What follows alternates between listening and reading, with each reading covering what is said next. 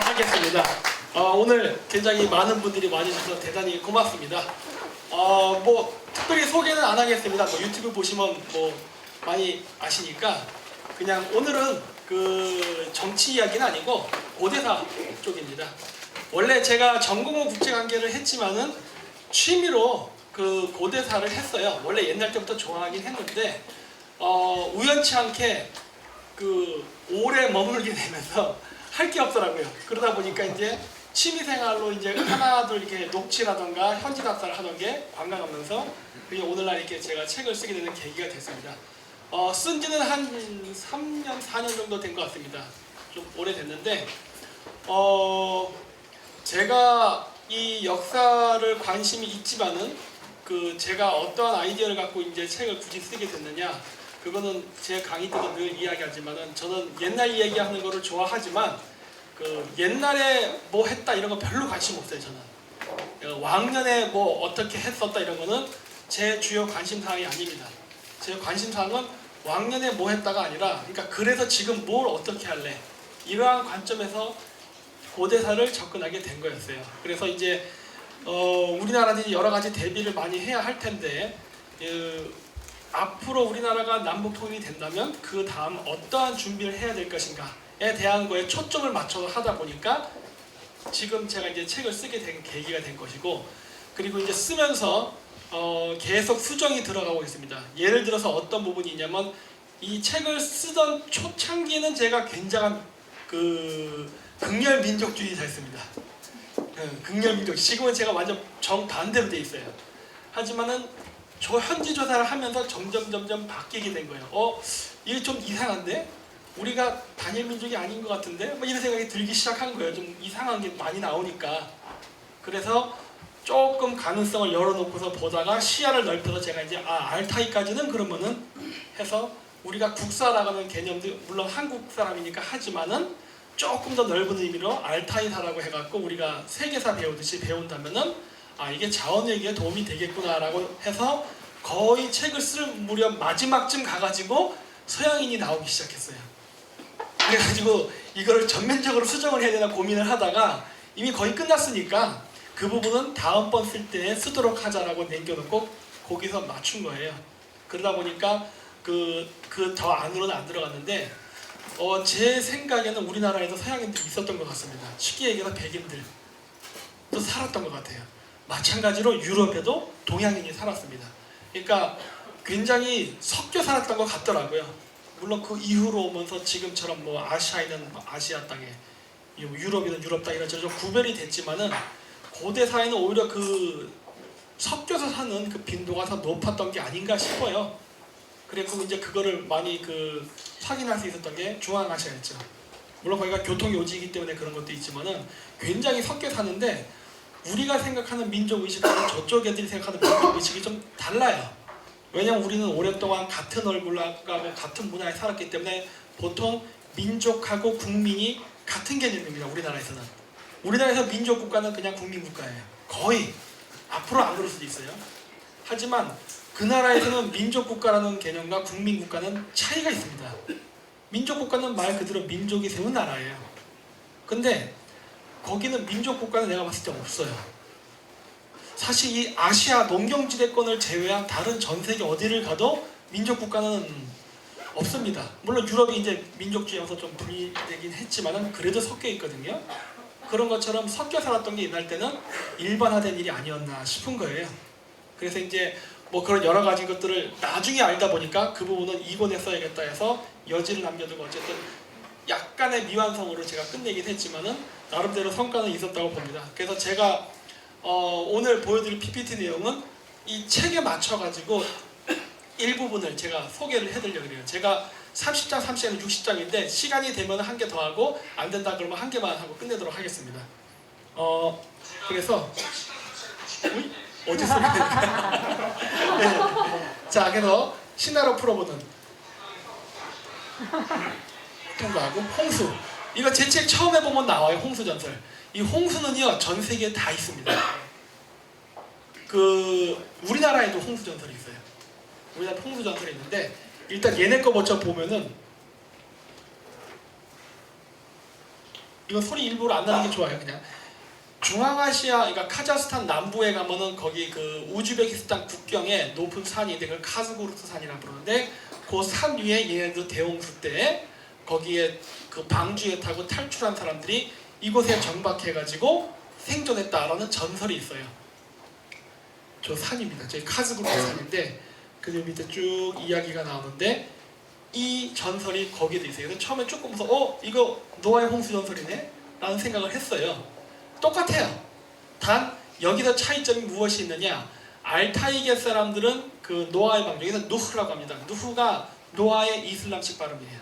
같은 인물인데 얘네들은 이쪽이라 그러고 그 다음에 인도 유럽어계 사람들은 아라라트 산이라고 해요. 그러니까 두 개의 이야기가 존재하는 거예요. 동일 인물인데 근데 뭐 어느 쪽이 맞느냐 모릅니다. 모르지만은 똑같은 이야기를 공유하고 있고, 그리고 이제 특이한 점은 그래서 이쪽 사람들이 그 신년 축제 1월 1일이잖아요.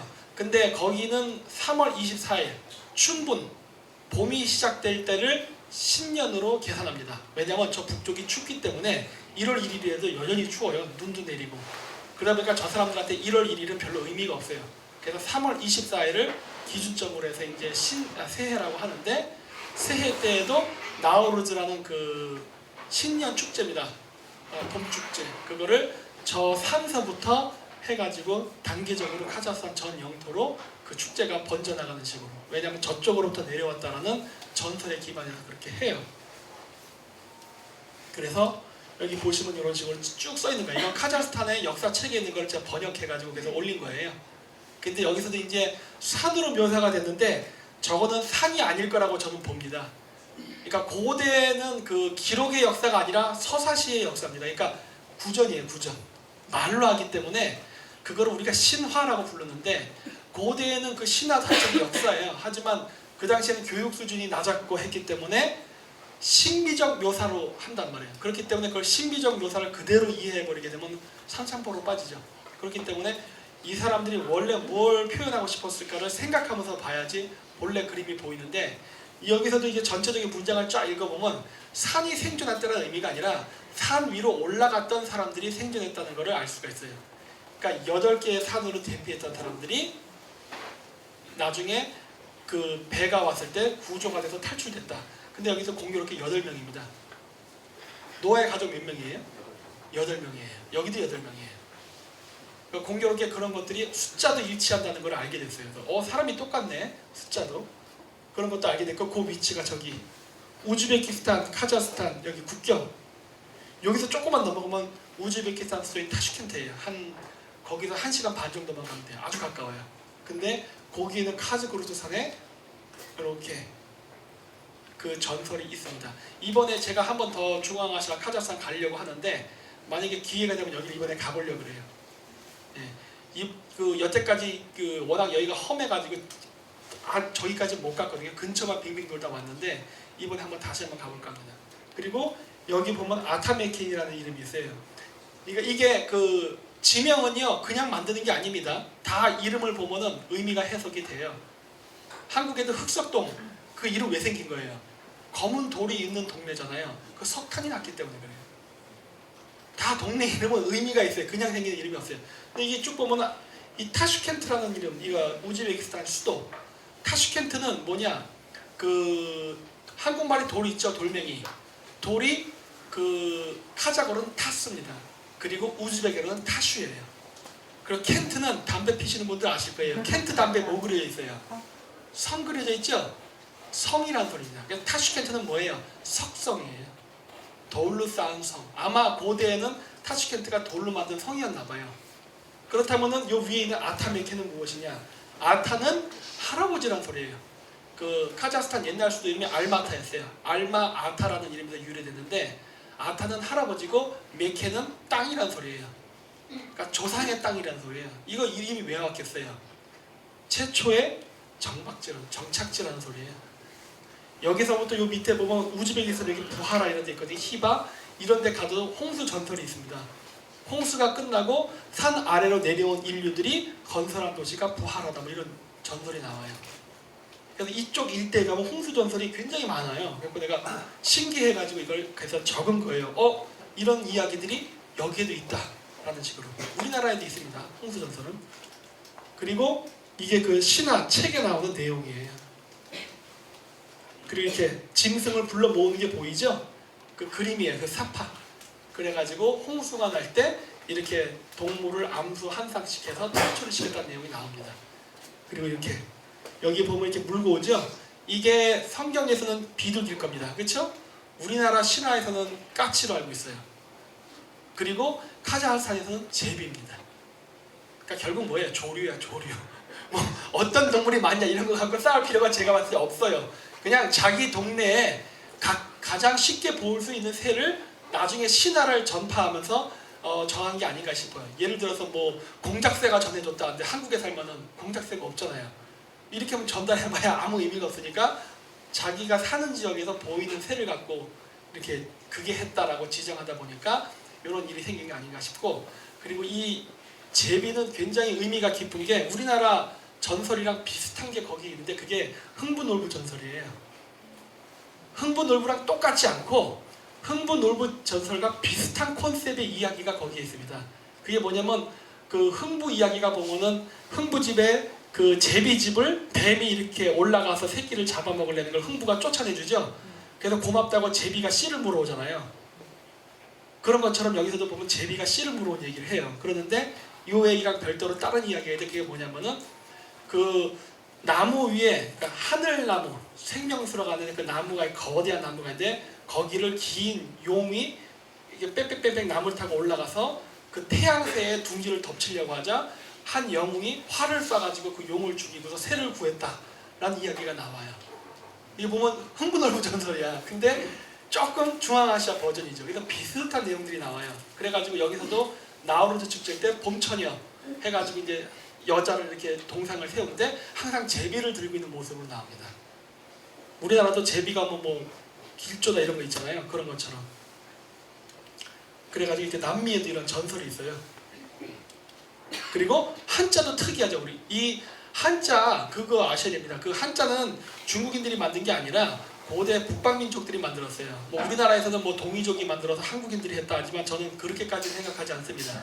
그냥 고대 우리 조상들, 그러니까 그러다 보니까 우리뿐만 아니라 몽골이 됐던 카자흐이 됐던 다 관련이 있다고 보는데, 그 사람들이 최초로 한자를 썼을 당시에는 우리가 서로 의사소통을 하기 위해서 만들었던 글자가 아니에요.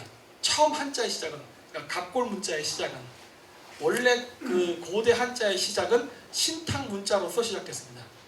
그러니까 이제 샤먼들에게 국민들이 와서 뭐 아들을 낳게 해주세요, 뭐 가축들이 새끼를 많이 낳아서 번창하게 해주세요, 이런 소원을 빌면은 그 소원을 이제 거북이등이라든가 술록의 허벅지, 말뼈 이런 데다 이렇게 새겨가지고 불태워가지고 쪼개지는 거를 보고서 아, 신이 소원을 들어준다 이런 거 했었거든요. 그러니까 의사소통의 기능이 아니라 신과 제사장과의 대화 뭐 이런 용도로 쓰였던 거예요, 최초에는. 그러다 그것이 샤머니즘이 끝나고 고대 국가로 발전하면서 문자 권력이 왕족과 그러니까 귀족 계급에게 넘어가거든요.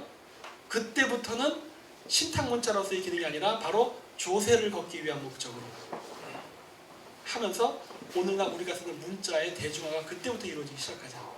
그래서 이 한자를 보면요, 고대 문자의 혹은 전설의 흔적들이 많이 있습니다. 그런 것들이 대표적인 게 바로 배선자예요. 여기도 보면 배선자가 이게 방주각 혹은 뭐 백악 뭐 하여튼 배 같은 거를 그렇게 각이라고 불러요. 8팔의 입구자란 말이에요. 입구자가 들어가면 사람입니다. 친구, 식구 뭐 이런 식으로 할 때 인구, 부가 들어가면 사람을 뜻해요.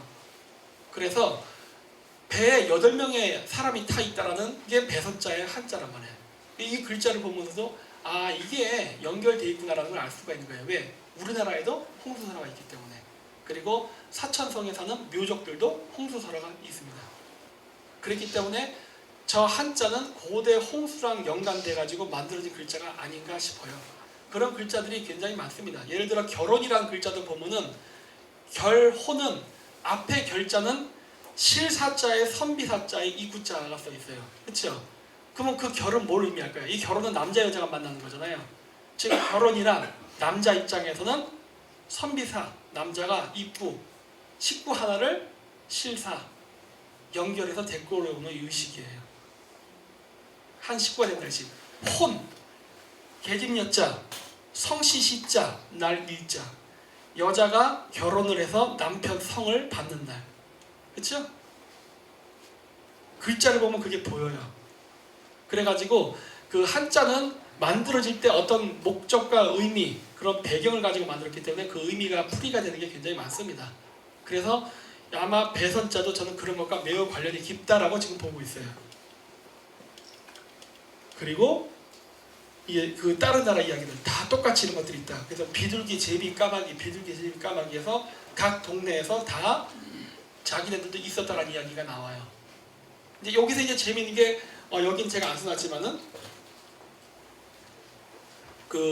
제 강의 보신 분들은 아실 거예요. 신라의 묘 장식, 그 묘 비석 있잖아요. 그 윗장식은 투르크 계열 국가들과 동일하다.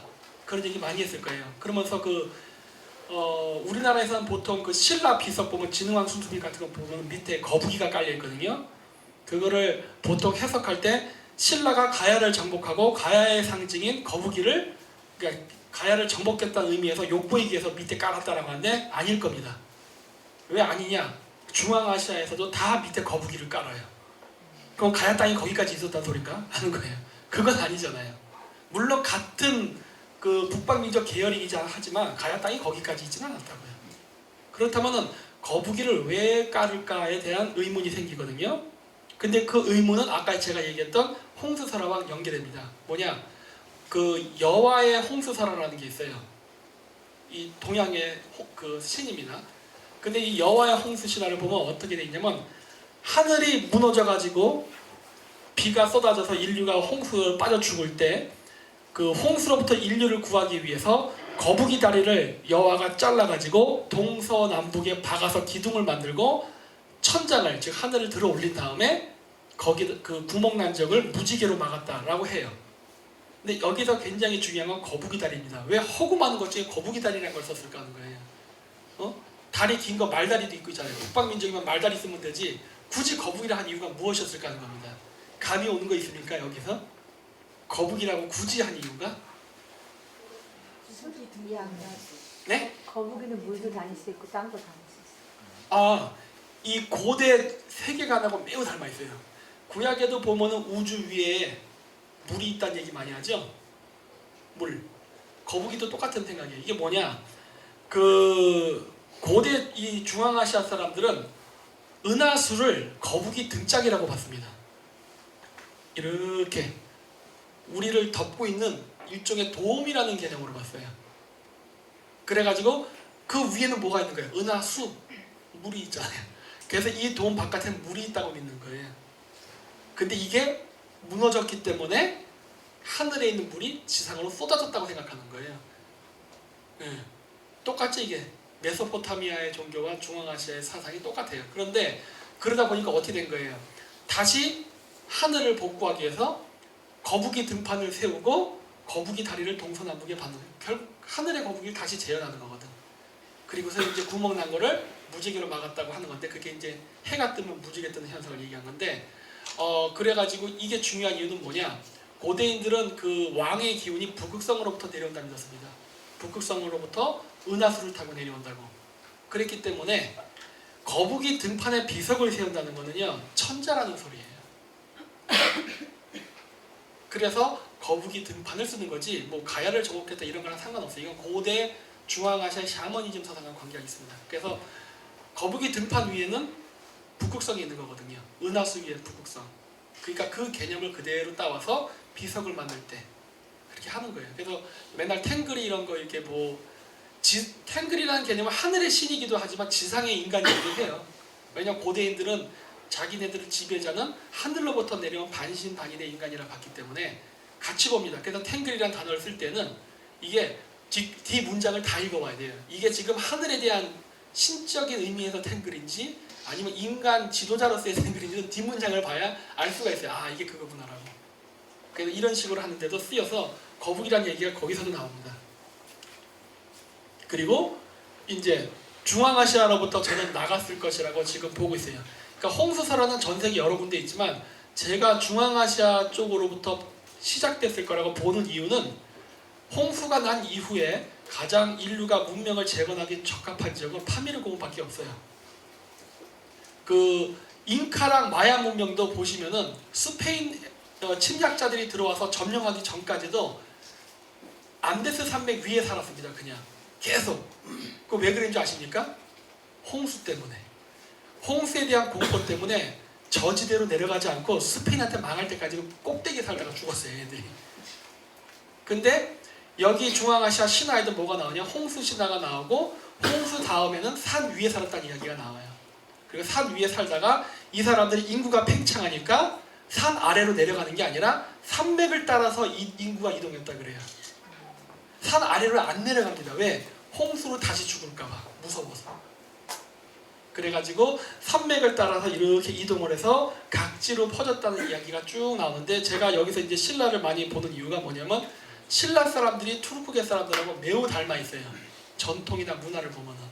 근데 경상도 계통 방언을 보면은 이게 경상도의 태백산맥을 따라가지고 함경도로에서 연해주로 올라갑니다. 이게 산맥을 따라 움직여요. 신라 계통 사람들은 산맥을 따라서 온 사람들이에요. 어떤 의미에서는. 그리고 고구려 백제 쪽 사람들은 평지 쪽 사람들입니다. 물론 거기엔 여러 이유가 있어요. 아마 그 제천 행사라든가 그 제사랑 관련된 게 있어서 그렇다고 보는데, 어쨌든 여기 보면은 전 세계의 고대 기록들을 보면은 하나같이 일관되게 파미르로부터 왔다는 이야기들이 많이 나와요. 중국 사서도 그래요. 중국의 문명이 서쪽으로부터 왔다는 얘기를 해요. 불교에서도 우리나라 그 얘기가 서방 정토로 얘기하는데 서쪽이란 말이에요. 그 서쪽이면 어디겠어요? 유럽인가? 그건 아니거든요. 근데 유럽 애들 보면 항상 동방에 그 천상의 나라가 있다는 얘기를 많이 해요. 그래서 이제 기독교사에서는 프레스터존 가지고 하나님의 나라 어쩌고 얘기하는데, 그게 그렇다고 해서 한반도는 아닙니다. 그 어디냐예요. 동양 사람은 서쪽에 있다 그러고 서양 사람은 동쪽에 있다 얘기해요. 그게 어디냐는 거지. 그러다 보니까 아, 이게 중간 지대인 중앙아시아겠구나. 근데 공교롭게도 중앙아시아에 그런 이야기들이 그대로 다 있어요. 그래서 아, 이게 여러 지역에 있지만 가장 확률이 높은 것은 중앙아시아가 맞겠다라는 생각을 해요. 왜냐면 4대 문명 중에 가장 오래된 수메르 문명조차도 수메르 문명을 일으켰던 아누나키 그 신들이 동방에서 왔다는 얘기를 해요. 그러면 메소포타미아가 처음은 아니라는 소리거든요. 그래서 이게 보면은 뭐 크로아티아, 그리스, 헝가리, 일본, 한국 이런 데까지. 물론 여기서 제가 한단고기를 인용합니다. 왜? 오래된 책은 그거밖에 없으니까. 삼국사기는 고구려 백제 신라 이전은 얘기 안 하니까. 그래서 위선 논란이 있지만 그럼에도 제가 참조하는 거는 참조할 부분이 있다예요. 상상으로 쓰기는 불가능한 것들이 너무 많아요. 그래서 제가 참조를 하는데, 이 옆에는 다케우치 분계기라는 건데 이건 일본 겁니다. 이거 일본파 한단고기예요. 아마 한국 사람들은 모를 겁니다. 이게 뭐냐? 일본 천황가의 뿌리가 중앙아시아로부터 왔다는 이야기예요. 신사에서 관리하는 역사책입니다. 신사.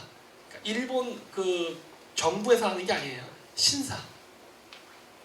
그래가지고 그런 내용들이 나오는데 똑같이 중앙아시아를 얘기해요. 그리고 부도지, 이건 신라가 쓴 거죠. 예를 들어 한단고기가 고구려를 중심으로 한 거였다면 이 부도지는 신라를 중심으로 한 거. 이거 박재상이 쓴 책인데, 박재상이 쓴 책에도 보면은 신라의 기원이 파미르라고 나와요. 그러니까 그런 것들이 희한한 거예요. 도대체 왜 파미르라고 했을까 하는 거예요. 허구 많은 것 중에.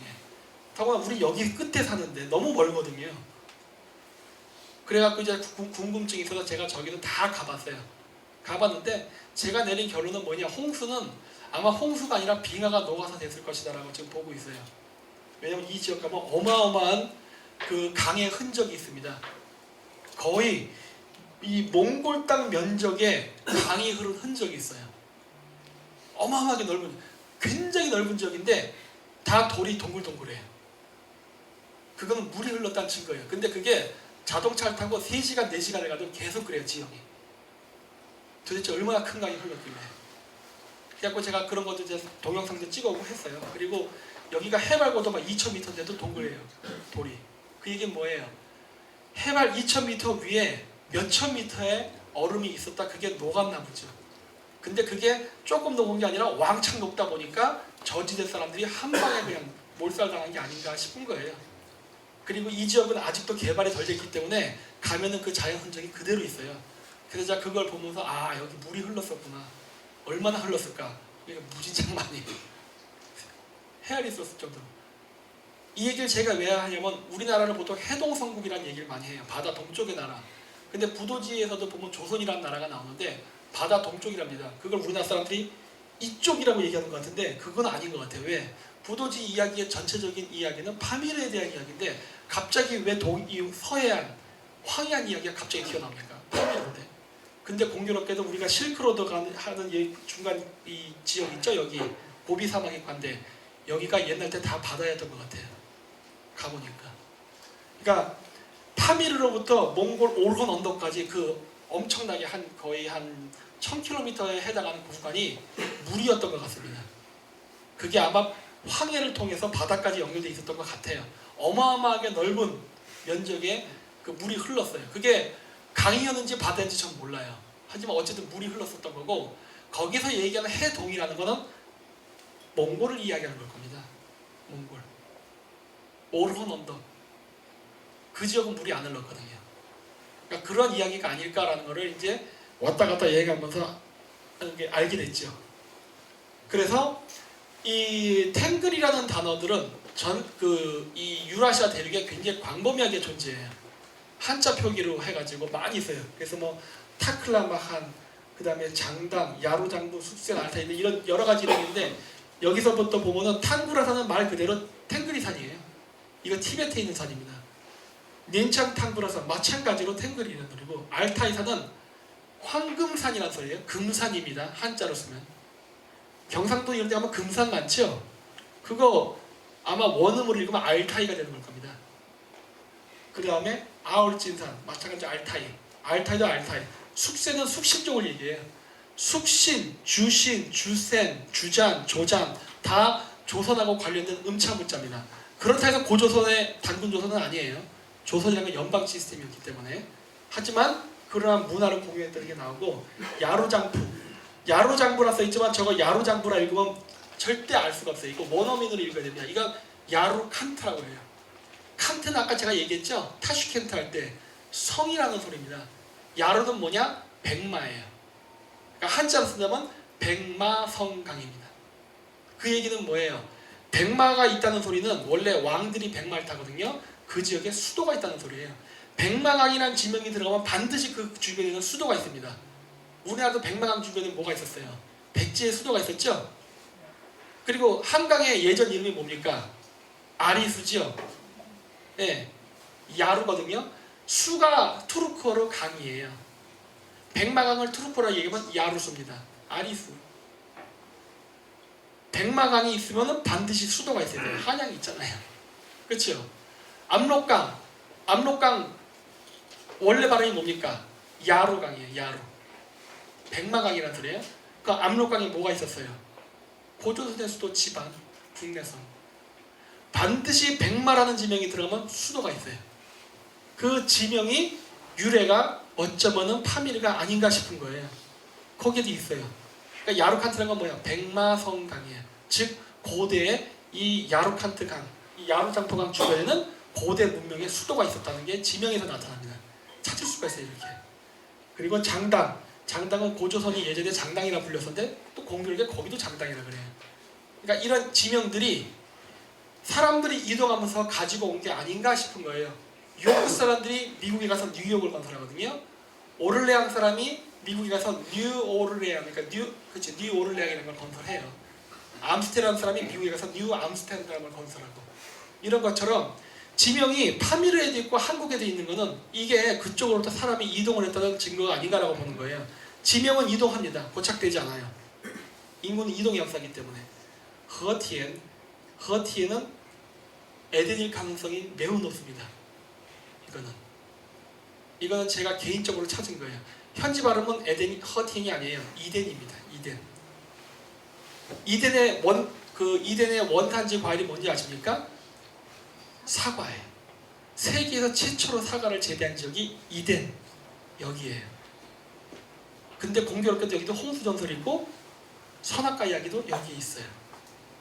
나중에 그 신학 하게 되면 신학 코스에서 제가 이야기할 겁니다. 하는데 그런 이야기들이 있고 지금도 카자흐스탄 알마티에 가면은 천연 사과 나무들이 쫙 있어요. 그래서 그냥 따 드셔도 돼요. 사과가 이렇게 열려요. 이 저번에 갔던 카자흐스탄 여행 갔던 분들은 직접 드시고 했죠. 거기도 가니까 있더라고. 알마타라는 지명 자체가 알마아타, 아타는 할아버지, 알마는 사과. 사과의 원산지라는 게 도시 이름이에요.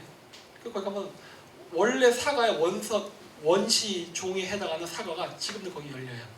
천산에 쫙 열립니다. 그냥. 그럼 가서 그냥 따먹어요. 예.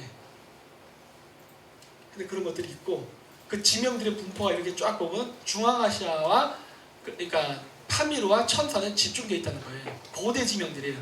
그러니까 이런 것들을 저는 홍수설화랑 비교하면서 아, 이게 진짜 홍수 때 사람들이 산으로 탈출을 해가지고 문명을 일으킨 것과 관련이 있지 않는가라고 지금 저는 보고 있는 거예요. 그러니까 멀쩡한 평지를 냅두고 왜 힘들게 산 위에 살았느냐? 그거야 살 수 없었으니까 그랬겠죠. 그리고 실질적으로 스키타이 문명의 유적지를 보면 전부 산 위에 있어요. 평지에 있지 않고 산 위에 있습니다. 그러면 지금처럼 카자흐스탄에 저 넓은 이런 대평원이 있는데 이런 평원, 왜 이 평원에 안 살고 왜 죄다 산에 살자는 거예요? 힘들게. 여러분 강원도에 살고 싶습니까? 산인데 차라리 이쪽 경기도 평지 사는 게 훨씬 낫지. 근데 고대 문명에서 전부 산인 거예요. 근데 얘네들 신화에서 그 이유가 뭐라 그러냐? 대홍수 때문이다 그래요. 그러니까 그 신화로서만 기록되어 있는 게 아니라 실질적으로 유적에 발굴을 해도 정말로 고산지대에서 발굴이 됩니다. 오래된 것일수록. 그러니까 신화랑 실질적인 유적이 일치가 돼서 나타나니까 아, 이거는 진짜 있었던 일구나. 뭐 신이 진노해서 뭐 비를 쏟았다. 뭐 이거는 신화적 요소를 하더라도 자연재해가 있었다는 사실, 그리고 그것 때문에 고산지대에 살게 됐다는 그 사실은 명확하구나 걸 알 수가 있어요. 그래서 이렇게 주변, 이게 제가 얘기했던 스키타이 문명의 발원지입니다. 1300여, 만년설이 있는데요. 만년설. 눈이 24시가 1년 내내 쌓여있는 지역인데 저기서 고대 문명이 탄생합니다. 이상하잖아요. 절대 그럴 수가 없는 지역이에요. 우리 상식으로 고대 문명은 농사를 지을 수 있는 평지가 있어야 되고, 그리고 기후가 좋아야 됩니다. 여기 기후 안 좋잖아요. 그럼에도 불구하고 고대 문명은 전부 다 고산지대에서 시작했습니다. 그래서 여기서도 이제 천성낭림신앙이 이야기가 나오는데 하늘로부터 내려왔다고 얘기하는데 자세히 읽어보면은 하늘로부터 내려온 게 아니라 산에서부터 내려온 사람들입니다. 산으로부터. 그래서 제가 이런 이야기들을 쭉 보고도 정합해서 내린 결론이 아, 이게 인류가 자연재해로 멸절을 당할 때 산으로 대피했던 사람들이 홍수 이전의 문명을 그대로 간직하고서 살다가 인구가 팽창하면서 저지대로 내려가서 살게 되는데 그때 생존했던 사람들이 이미 원시인류로 변했을 거 아니에요. 문명을 잃어버려서. 그래서 원시인같이 살고 있는 사람들한테 이 고산지대에 있던 사람들이 문명을 가지고서 내려가서 문명 전파를 하면서 그 지역에 지배계급이 된 이야기가 오늘날 우리가 얘기하는 단군신화, 뭐 아누나키, 뭐 케찰코아틀, 뭐 일본 신토에 보면 신들, 아마테라스 오호가미 이런 식으로 이야기가 만들어진 게 아닌가라고 저는 보는 거예요. 이집트의 신 오시리스 신도 농사의 신이거든요. 신이에요. 하지만 신이 아니라 인간입니다. 네. 다 문명 전파자예요. 기술을 가지고 있다. 그럼 그 기술은 어디서 왔냐예요? 산꼭대기에서 왔어요. 그 수메르 신화에서도 그렇게 나옵니다. 산으로부터 내려온 사람이라 그래요. 그래서 이 알타이 산은 한자 표기를 할 때 하얼타이와 아얼찐산 두 개가 있습니다. 찐찐 이렇게 써요. 아, 이거 타이인데 이거 진으로 오타인데 하얼타이 이거 타이예요. 이렇게 두 개의 표현을 써요. 이걸 보고 알 수 있는 게 뭐냐? 저 태는 김으로서도 같이 쓸 수 있다예요. 황금. 이게 왜 중요한지 아십니까? 일본 천황가와 지배계급이 중앙아시아로부터 왔다는 거예요. 이거 보면 일본 글 써있죠? 궁월왕국해서 이게 월지족입니다. 일본 반도까지 쭉 내려가는 걸로 나와요. 이게 진나라, 진시황. 신라가 진나라로부터 왔다는 이야기 많이 하죠? 삼국사기에도 그런 이야기 써있죠? 삼국육사랑. 신라 사람은 진한 사람이다. 진한 사람은 진시황이 되었던 진나라로부터 온 사람들이다. 삼국사기에 나온 내용이에요. 근데 그 이야기를 뒷받침해 줄 수 있을 것 같다는 거예요. 왜? 이 글자는 김이랑 같습니다. 근데 또 공교롭게도 또 신라는 김씨예요. 또. 근데 이게 왜 중요하냐? 일본의 문명을 전파한 부족 중에 굉장히 중요한 부족이 하타예요. 하타오지라고 하는데 하타가 바로 한자를 이걸 씁니다. 그래서 내가 보고 아, 저 하타시저 김씨구만 하는 걸 알게 된 거예요. 한자 표기만 다를 뿐이에요. 그리고 이 하타시는 일본 내에서는 비주류 역사에서는 아주 민감한 부분인데 이 사람들이 유태인일 것이라는 이야기를 해요. 이 사람들이. 네. 근데 저는 개인적으로 맞다 생각해요. 왜냐면 제가 따로 또 연구한 책들이 있어요. 그러니까 제가 신라 가야를 굉장히 집중적으로 연구하는 이유는 원래는 제가 김씨기 때문에 했던 거예요. 저는 김해 김씨거든요. 근데 이 고대사를 파면 팔수록 이상하게 이 김씨에 대한 비중이 굉장히 높아요. 여러분들이 별로 인지를 못해요. 우리는 보통 고대사는 고구려 얘기 많이 하죠. 근데 한국 사람은 오히려 신라를 더 연구를 해야 될 필요성이 있습니다. 우리가 신라를 얘기할 때 보통 경상도 쪽의 국가라고 생각하는 경향이 짙은데 안 그럴 수 있다는 생각을 많이 하게 돼요. 그게 왜냐면 아까 했던 언어 분포. 물론 신라라는 나라는 경상도에 있었지만은 그 신라를 건설했던 왕족들, 그 같은 사람들은 중앙아시아를 따서 광범위하게 펼쳐져 있었거든요. 그 사람들의 정체가 누군가예요. 이 연구하다 보면 이상한 것들이 발견돼요. 그런데 이 반가 사유상 요게 한국 거, 요게 일본 겁니다. 이거를 만든 사람이 누구냐? 일본에서 하타시입니다. 요 하타시가 만들어서 일본에 전파해 준 거예요. 그럼 이 하타시 도대체 누구냐는 거예요, 이게. 이게 백제라고 하지만 백제도 아니에요. 신라 백제 동시에 다 존재했습니다. 이 가야 사람들이에요. 가야인들인데 이 가야인들의 이 하타, 이 김씨의 정체가 일본에서도 미스테리예요, 지금도. 근데 이 김씨가 천안가랑 연결되어 있거든요. 일본 천안가 김해 김씨 아닙니까? 솔직히 까놓고 얘기해서. 공식적으로 말을 안 해서 그렇지 솔직히 김해 김씨 아니에요. 네? 네. 그래서 일제시대 때도 가야 무덤 훼손 안 했잖아요. 그대로 보존시켜줬잖아요. 모르세요? 있는 얘기?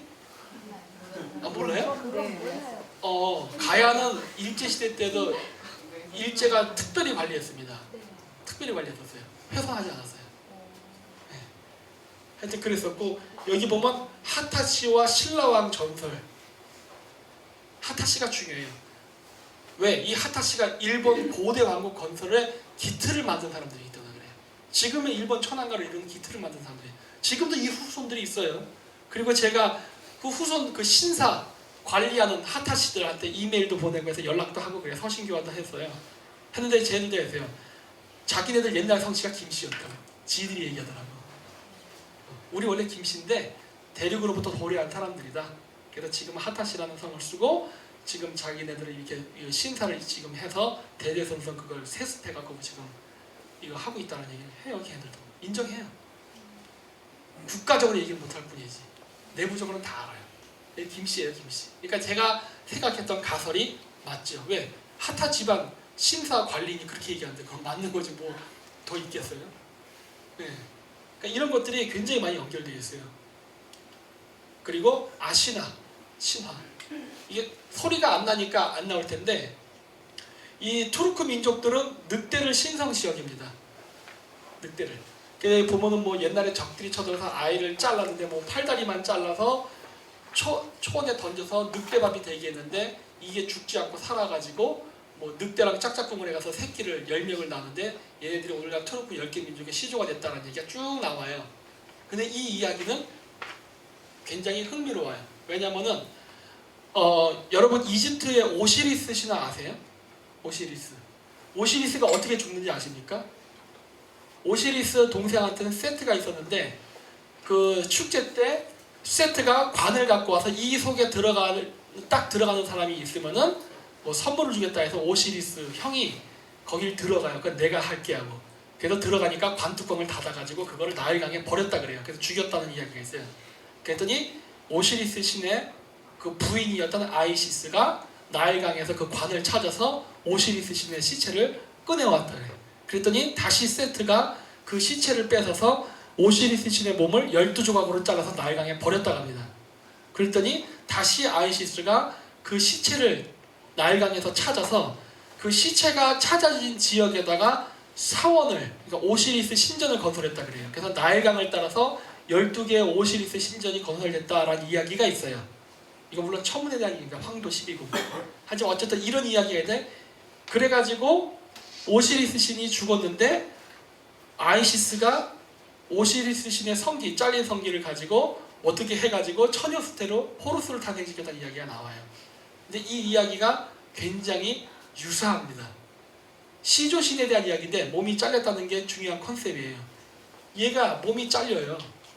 그리고 잘려서 버려졌는데, 즉 죽어야 되는데 안 죽고 늑대가 보듬어서 살려주는데 그 늑대가 암늑대입니다. 그래서 둘이 해서 애를 배서 임신을 해서 아이가 태어난다는 이야기가 나오는데, 아이시스 신을 뭐로 묘사하는 줄 아십니까? 이집트의 늑대입니다. 암늑대, 암늑대, 잘려진 남자, 잘려진 남자, 똑같은 구성이가요. 근데 여기서 이제 제가 이제 김혜김 씨를 얘기 안 할 수가 없어요. 우리 김혜김 씨의 똑같은 설화가 있어요. 뭐냐? 저희 제사 지낼 때마다 저희 그 친척 할아버지들이 와서 이제 저한테 얘기해 주거든요. 제가 종손이다 보니까. 근데 어떤 얘기를 해줬냐면은, 그 우리 김혜김 씨는 그 남자 거시기에 점이 있다. 이런 얘기 못 들어보셨습니까? 들어봤죠? 그런 이야기를 해요. 그러니까 허황우랑 배를 타고 가는데 배에서 허황우에게 이제 나는 하늘로 올라가야 될 때가 돼서 올라가서 이별을 하게 됐다. 그러니까 허황우가 그러면 네가 싸질러 놓은 새끼들은 어떻게 알아봐서 애기를 찾아갈 수 있겠냐 했더니 점을 찍어가지고 이 점이 찍혀 있으면 내 아들인 줄 뭐 안다 이렇게 해서 나중에 자식들이 성장하면 나에게 데리고 와라 이런 얘기를 했다니 해요. 마치 곧 그 유리왕이 주몽 찾아가듯이. 그래서 김혜김 씨는 점이 있다는 전설이 있어요. 전설이에요, 전설. 항상 신화와 전설을 구별을 해야 됩니다. 예. 근데 전 점이 있어요. 있는데 그 신화 이야기가 뒤에 가면 뭐가 나오냐면, 하늘을 승천했던 김수로왕이 몸이 12조각으로 잘려서 가야 땅에 떨어졌다는 얘기가 나와요. 그래서 허황우가 그 잘린 12개의 김수로왕의 시체를, 그 몸조각을 찾아서 거기다가 김수로왕 신사를 건설했다는 이야기가 됩니다. 신사 문화가 우리나라에 있었어요. 그거 가야의 문화거든요. 신사를 건설해서 12개의 신사가 건설됐다는 이야기가 있는데 그대로 오시리스 신화예요. 그대로. 똑같은 이야기인 거예요. 그래서 그걸 보면서 이거 연결돼 있네? 이렇게 된 거예요. 그리고 가야인들, 그 다음에 중앙아시아인들, 그리고 이집트인들의 연결고리가 스키타입니다. 스키타이. 오시리스 신이 스키타이일 가능성이 있어요. 왜냐? 오시리스 신과 세트 신은 형제지간입니다. 세트를 뭐로 묘사하냐? 늑대로 묘사해요. 늑대 부족이라 그래요. 하여튼 하는데, 이걸 제가 왜 얘기하냐? 이집트 신화에서 이집트 역사에서 이집트 제13왕조가 힉소스인들이 세운 나라예요. 힉소스 아십니까? 철기를 가지고 이집트를 침략한 사람들이에요. 이집트 바깥으로부터, 어디로부터? 메소포타미아로부터. 그 메소포타미아로부터 들어온 사람들이 누구냐예요. 힉소스인들이. 제가 봤을 때 힉소스인들이 바로 스키타인 것 같습니다. 그리고 헤로도토스 역사를 봐도 스키타이인들은 메소포타미아를 빈번히 왔다 갔다 했어요. 그래서 지금도 페르시아, 이란에 가면 벽화에 보면은 스키타이인들과 전쟁하는 장면, 스키타이인들과 포로, 아니면 스키타이인들을 용병으로 써서 뭐 이집트랑 싸웠던 이야기, 이런 기록들이 많아요. 그래서 중앙아시아인들이 메소포타미아를 들어왔다는 기록들이 나옵니다. 심지어 근대에도 있었죠. 그게 뭐예요? 십자군 전쟁 말기에 이집트에 생긴 마물루크 왕조 아세요? 마물루크, 이집트의 마물루크 왕조가 터키계입니다. 카스피해 근처에 살던 투르크인들을 용병으로 데리고 와서 십자군하고 전쟁을 했는데, 나중에 전쟁이 끝난 다음에 이 사람들이 거꾸로 아랍 세계를 점령해버려요. 그리고서 세운 나라가 이집트의 마물루크 왕조예요. 이집트로 고대로부터 중세까지도 빈번하게 그쪽으로 투르크인들이 침투를 해서 나라를 세웠던 적이 많아요. 근데 이 얘기를 제가 왜 하느냐? 이집트 13왕조도 그런 중앙아시아 계열의 기만민족이거든요. 얘네들이 이집트에 들어가서 나라를 세웠는데 그게 나중에 멸망합니다. 멸망을 했지만 그 이후로도 이집트 왕조에서 이 힉소스인들은 왕후 부족으로서 계속 파라오와 결혼을 하면서 외척 세력으로 영향을 끼쳐요. 물론 파라오가 되기도 하고 14왕조 이후에도. 그 중에 한 사람이 누구냐? 아케나톤입니다. 아케나톤 아세요? 그러면 투탕카멘은 아세요? 투탕카멘의 아빠가 아케나톤이에요. 투탕카멘도 힉소스인입니다. 아케나톤도 힉소스인이에요. 이집트 파라오의 관뚜껑을 보면요, 힉소스인은요 우리같이 생겼어요. 딱 보면 동양인이에요. 눈 이게 짝 찢어지고 동양인이야. 대부분의 파라오는 그렇지 않아요. 힉소스계 파라오들만 그래요. 그래서 딱 보고 이거 아시아계구나라는 걸 알 수가 있어요. 예, 걔네들이에요. 그래서 이집트의 신화와 중앙아시아 신화, 그리고 우리 김해 김씨까지 신화가 연결되는 거는 크게 이상하지는 않을 것 같아요. 이 연결고리에 누가 있느냐? 바로 스키타이가 있는 겁니다. 이 스키타이가 무진장 중요한 민족이에요. 이 스키타이를 누구 민족의 역사에 넣느냐에 따라서 세계사에 바라보는 관점이 크게 변합니다. 왜? 이 스키타이는요, 그리스 로마 제국을 세운 시조 민족하고도 밀접한 관련이 있어요. 최초로 로마를 건설했던 민족 에트루스칸, 얘네들도 스키타이랑 관련이 있고, 고대 그리스 아테네, 스파르타 이런 도시 세운 애들 있죠. 소위 얘기하는 그리스에서 얘기하는 암흑의 역사 시대에 있어요. 그 시대가 스키타이 시절이거든요.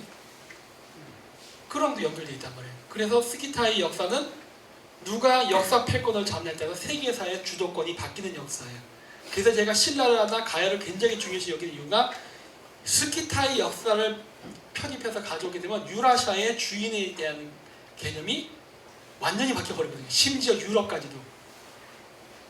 그래서 서양에서는 이 스키타이를 놓고 엄청나게 싸워요. 이게 알타이계다, 인도 유럽계다 하고. 여러분들은 어디일 것 같아요? 이 스키타이가 어느 민족일 것 같습니까? 아시아? 아시아 생각해요? 저도 처음엔 그렇게 생각했어요. 지금은 둘 다 맞답니다. 지금은 서양인도 아니고 동양인도 아닌 혼혈이에요.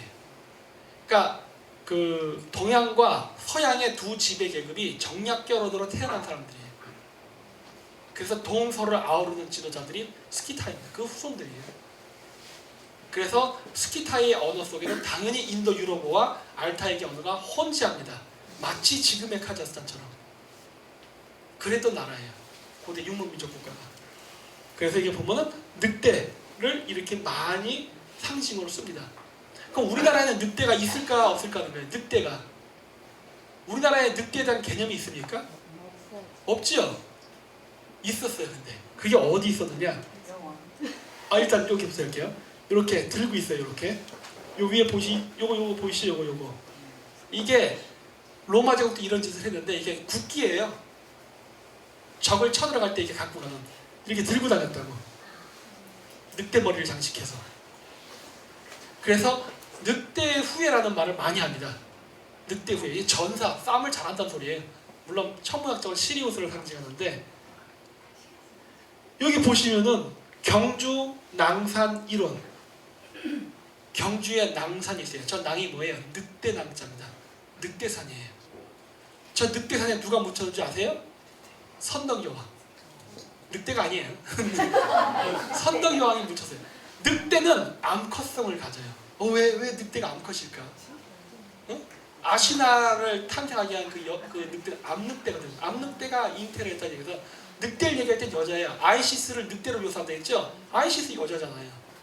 투르크 신화에서도 암늑대가 누구예요? 여자란 말이에요. 팔다리 잘린 남자와 그 했다는. 신라는 스키타이란 말이에요. 그러면 신화를 공유할 가능성이 높아요. 근데 공교롭게도 삼국사기에 보면 선덕여왕이 죽고 나서 낭산에 묻혔다는 기록이 있어요. 낭산이에요, 낭산. 하필이면 재수없게 늑대산이에요. 지금 한국인의 정서에서는.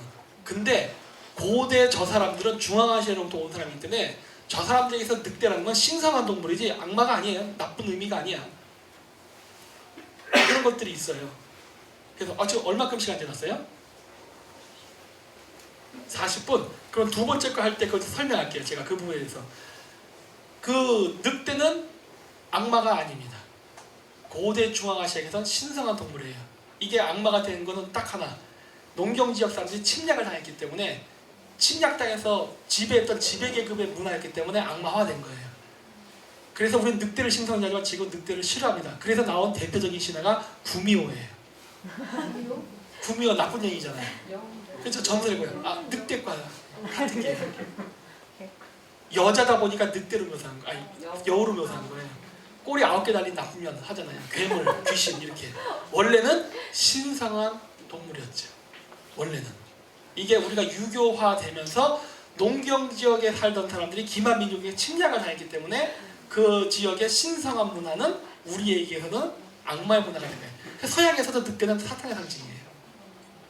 그렇죠? 중앙아시아 그게 아니죠.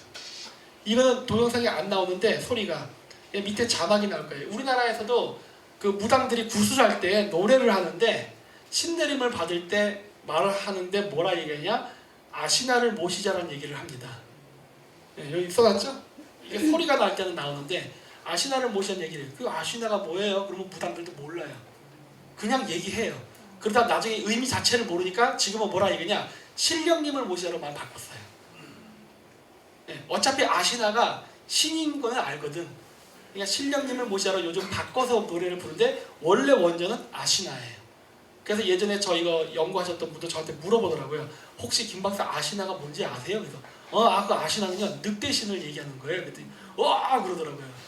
왜요? 그랬더니 우리나라에서 부르는데 무당들이 몰라가지고 내가 궁금해서 물어봤다고 중앙에서 왔다니까. 그래서 이거는 투르크 민족의 시조신을 이야기하는 것으로서 지금도 샤먼들이 몸에다 늑대 가죽을 둘러 쓰고 이런 거 한다. 그랬더니 그럼 그게 그거네 하고 이렇게 해서 찾아낸 거예요. 우리나라에서 있는 거예요 이게.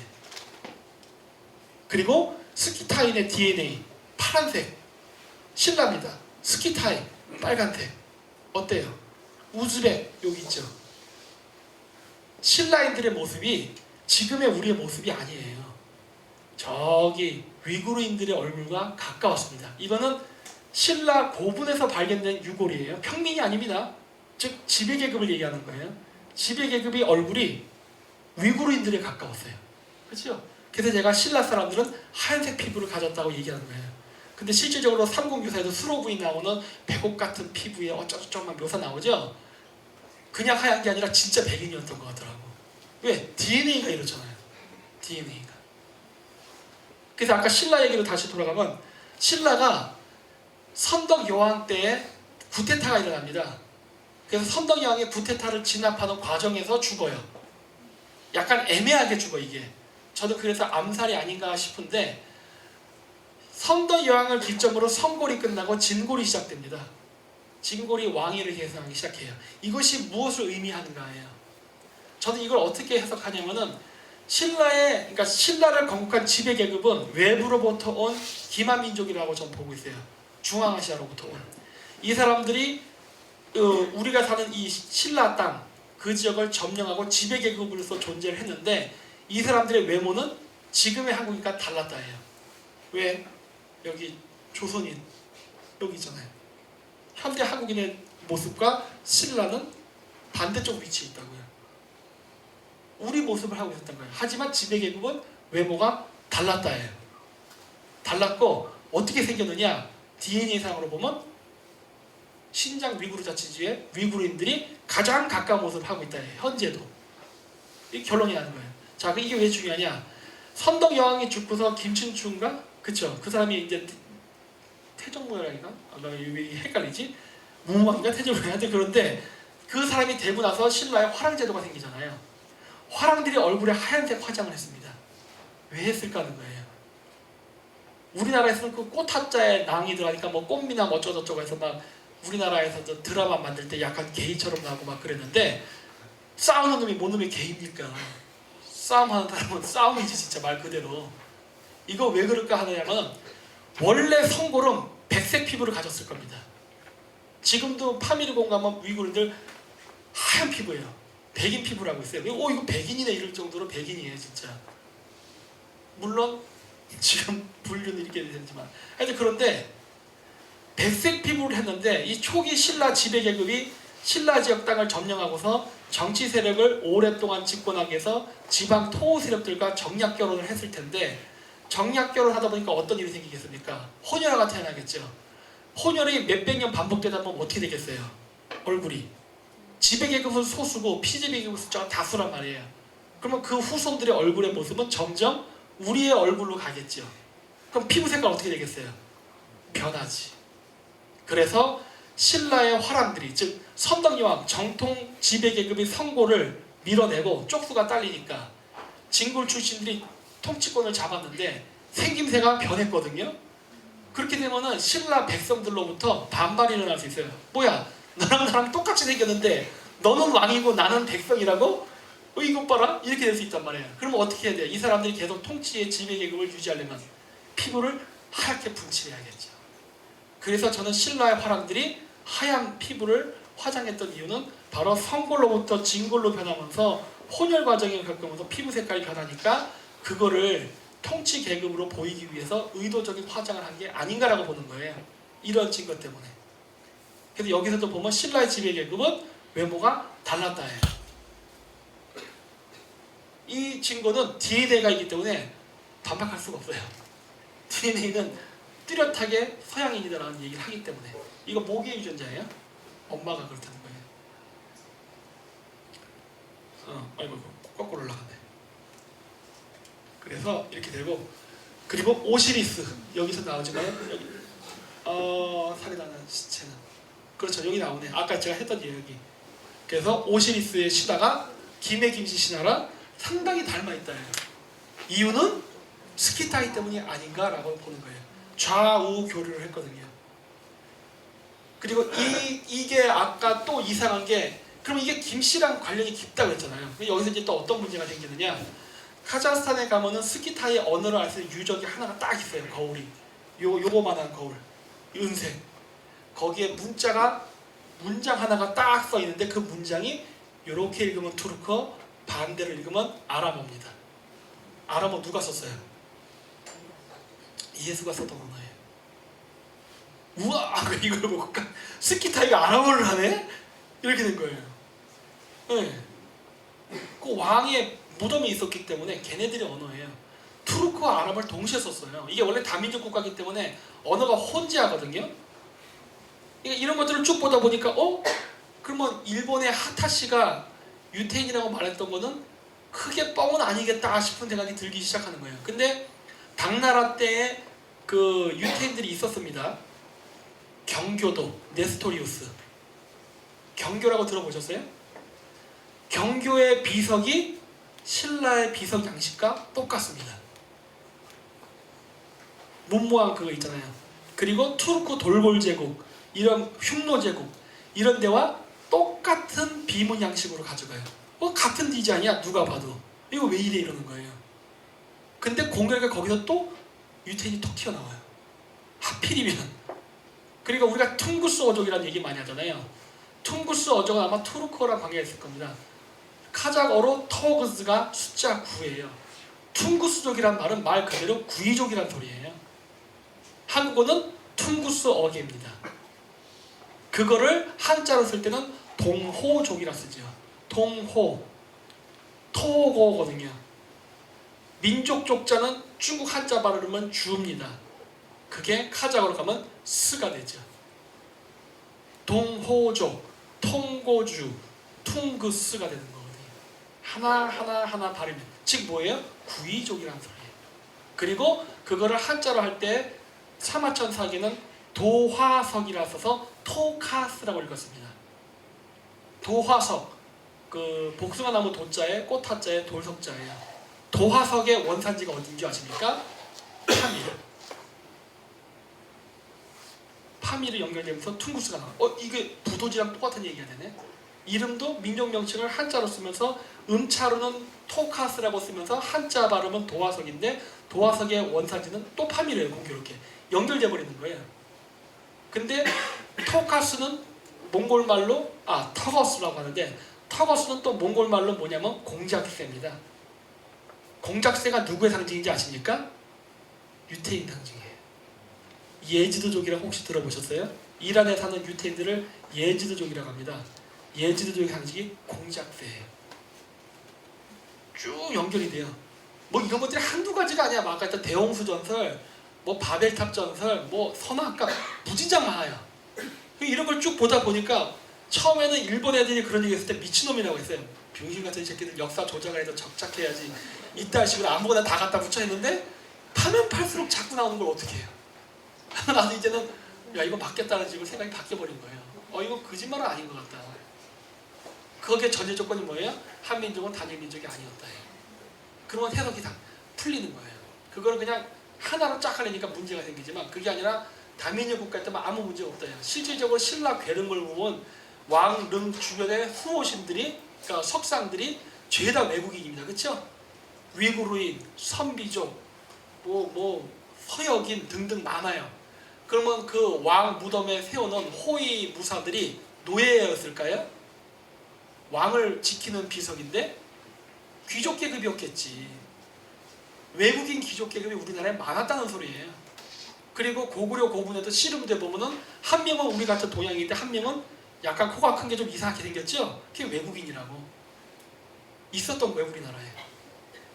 그럼 우리나라에서 왜 사라졌느냐? 그거는 우리가 농경민족이 되면서 사라진 거고 결정적으로는 묘청이란 때문입니다. 네. 샤머니즘에서 불교로 이전될 때까지만 해도 지배계급에 큰 변화는 없어요. 왜냐? 석가모니의 고향 자체가 그쪽이니까. 우리나라 불교가 중국으로 들어온 게 아니잖아요. 실크로 들었다고 북방민족을 통해서 들어왔잖아요. 중앙아시아로부터. 그랬기 때문에 걔네들의 사람들이 왔다고요. 그 중앙아시아의 불교 유족들을 보면 승려가 그 푸른 눈을 한 사람들이 많습니다. 우리가 지금 한국에서 쓰고 있는 불경이라는 책들, 버머로 쓴 한자로, 그거 쓴 사람이 쿠마라지마라는 사람이에요. 버머로 쿠마라즈이라고 하는데 걔 엄마가 서양인이었습니다. 그래서 쿠마라즈는 눈이 파랬어요. 혼혈아였어요. 그러니까 동양인 서양인 간에 혼혈이 된 사람들이 중앙아시아에 정말 많았어요. 그리고 도낭석굴을 봐도 눈포란 승려들이 그렇게 그림이 많이 그려져 있어요. 이런 사람들이 우리나라로 왔단 말이에요. 신라 때도 서역으로 불경가지로 간다고 왔다 갔다 했죠. 걔네들이 만난 사람들이 다 누구야? 그런 사람들이라고요. 동양인이 아니라니까요. 혼혈인이에요. 그렇기 때문에 신라도 그런 사람이 많았죠. 단 언제부터 그러면 우리나라에서 내가 봤을 때 서양인의 모습을 한 사람들이 사라졌느냐? 묘청이난과 관계가 깊다고 보는 거예요. 왜? 토착 한국인의 관점에서는 중앙아시아 연결고리가 없습니다. 하지만 중앙아시아로부터 온 외모가 서구적으로 생긴 사람들의 경우에는 중앙아시아와 연고가 있어요. 이런 사람들이 샤머니즘 시대 때는 샤먼을 하다가 불교로 바뀌면서 불교 승려로서 있었는데 이게 유교로 바뀌잖아요. 유교는 동북아시아의 종교예요. 즉 우리 같은 몽골로이드 계통의 주도로 이루어진 종교입니다. 그러다 보니까 어떻게 돼요? 유교가 불교를 이기다 보니까 묘청의 난을 뜨거트려서 불교의 세력이 약화되고 유교가 점점 떠오르기 시작하거든요. 그러다 보니까 어떻게 돼요? 불교 세력의 지배계급을 형성했던 사람들은 죄다 죽거나 망명을 떠났겠죠. 그러면서 오늘날 우리나라에서 백인 모습을 한 사람들이 사라진 게 아닌가라고 보는 거예요. 하지만 그 유전자가 희미하게 남아있는 지역이 대구입니다. 대구민 얘기가 많이 나왔잖아요. 대구는 고원지대였기 때문에 상대적으로 침략이 용이하지 않고 사람의 인적이 드문 지역이었기 때문에 내가 봤을 때 그쪽으로 과거 신라의 왕족들이나 지배계급 사람들이 도망쳐서 살았기 때문에 그렇게 된 게 아닌가 싶어요. 2%의 확률로 백인 유전자가 나타나요. 2%. 극소수예요. 하지만 있어요. 우리나라 사람들이 약간 서구적으로 보이는 사람들 아마 그런 것과 관련이 있을 겁니다. 예. 그러니까 묘청의 난으로 대규모 숙청을 당하면서 아마 그때 다 사라졌을 거예요. 그러면서 한민족 머릿속에서 만주로의 진출 이런 것들에 대한 생각이 다 끊겨버리는 거죠. 조선시대 때부터는. 네. 아이시스 아까 제가 얘기했죠? 늑대 얘기한다고. 쿤모왕 신화. 로마 신화도 보면 늑대. 중앙아시아 신화는 늑대예요. 근데 쿤모왕 신화를 보면 우리나라 금화왕 신화랑 되게 닮아 있어요. 금화왕. 그 금화왕 신화를 보면은 이제 그 동부의 동명왕이 지나가다가 말이 울고 있어서 보니까 그 근처 돌을 쳐다보고 오니까 돌을 제꼈더니 거기 황금 아이가 있었다. 그래서 생긴 게 두꺼비 같이 생겨서 금화왕이다 이런 얘기를 하잖아요. 근데 여기 신화에서도 아이를 전쟁 중에 그 숨겨놨는데 그 숨겨놓은 아이를 찾은 게 우물입니다. 우물 돌로 만들어놨잖아요. 그래서 거기서 찾아내요. 숨겨놓은 우물에 이렇게 돌을 이렇게 숨겨놨었는데 그걸 치워서 찾아낸다고요. 근데 우물로부터 태어난다는 건 원래 천선을 의미합니다. 박혁거세도 나정 그래서 그 우물에서 나왔다는 이야기 있잖아요. 하여튼 뭐 그런 이야기가 있는데 이 이야기의 전체적인 스토리텔링이 뭔가 금화왕이랑 비슷해요. 동일 인물인지는 알 수 없으나 신화의 이야기 줄기가 비슷하다는 거예요. 돌 속에 있었다. 그리고 발음이 저기는 쿤모라고 하죠. 우리는 금화라고 하는데 금화와 쿤모는 발음도 비슷해요. 그리고 우리나라에서 이제 그걸 금화해서 황금 개구리로 표시를 하는데 이거는 왜 그러느냐? 생김새 때문에 그런 것 같습니다. 우리나라에도 그런 이야기가 있죠. 요즘은 안 하지만은 결혼을 해서 그 토끼 같은 아내와 떡두꺼비 같은 아들 이런 얘기를 하잖아요. 이거 뭘 상징하는지 아십니까? 초생달과 금성입니다. 토끼가 어디 살아요? 전설에 있는 달에 산다고. 달, 떡두꺼비, 금성. 물론 이건 일식 현상이죠. 일식이 딱 이렇게 하면 그걸 상징적인 의미인데 어쨌든 그래서 그 천손을 개구리로 묘사합니다. 개구리로. 그 왜 그럴까 하는 거예요. 여러분 그 석굴암 들어가면 석굴암 입구에 사천왕이 있습니다. 이렇게 막 이런 거 이렇게 하고 있는 애들. 걔들 눈 보면 어때요? 눈이 동그래요. 눈이 동그랗게 튀어나와 있어요. 우리나라 사람들 그런 사람 있어요? 없죠? 우리는 이렇게 찢어져 있잖아. 걔들 누구예요? 중앙아시아 사람들이에요. 제 친구가 그렇게 생겼어요. 똑같이 생겼어요. 배 뿔뚝 나오고 힘이 무지장 세요. 옛날 때 그래서 용병으로 많이 쓰였거든요. 그래서 내가 옛날 때 제 화장 친구의 석굴암 데려가서 내가 너 동족이야. 내가 맨날 그랬거든요. 똑같이? 그랬더니 오 똑같이 생겼네 그런 거예요. 저런 얼굴 우리나라에 없어. 저런 얼굴을 어디서 왔느냐? 중앙아시아에서 온 사람입니다. 불교 자체가 중앙아시아에서 왔다니까요. 우리 자꾸 중국에서 왔다고 하는데 중국 거쳐왔지. 그 승려의 모습은 동양인의 모습이 아니에요. 혼혈인의 모습이거나 뭐 서양인의 모습도 있고 또 뭐 경우에 따라서 아시아의 모습도 있고 막 이런 짬뽕이 형태의 불교 승려들이 들어왔기 때문에 그러한 모습이 남아있는 거라고요. 그래서 초기 불교가 들어왔던 삼국시대의 벽화에는 그런 것들이 많이 묘사가 돼 있어요. 단 후대로 갈수록 점점 우리처럼 변하기 시작하죠. 왜? 사라졌거든 그런 인종이. 섞이면서. 그래서 이런 이야기들이 쭉 나오는데 상당히 닮아 있다예요. 그런 것들이. 그러니까 이런 것들만 봐도 마찬가지로 되고 이 이야기가 서양에까지 전래됩니다. 그게 여러분들이 아시는 이야기인데 그 공주하고 개구리가 결혼하는 이야기 아세요? 개구리랑 키스했더니 개구리가 왕자로 해서 뭐 결혼했다 뭐 이런 거. 그 청개구리가 스키타인이에요. 우리는 금화왕이라 해서 금개구리를 얘기했죠. 왜?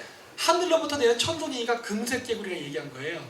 근데 스키타이의 고대 전통이 뭐냐? 몸을 녹색 칠을 합니다. 왜? 하늘로부터 내려온 사람들 천손이라 믿었기 때문에 하늘의 색깔인 푸른색을 칠한다고요. 근데 공교롭게도 오시리스 어때요? 푸른색 칠하죠. 그리고 힌두교의 신들을 잘 보세요. 죄다 파래요. 파란색 인류 없어요. 그 왜 파란색 칠했어? 파란색을 칠한 거예요.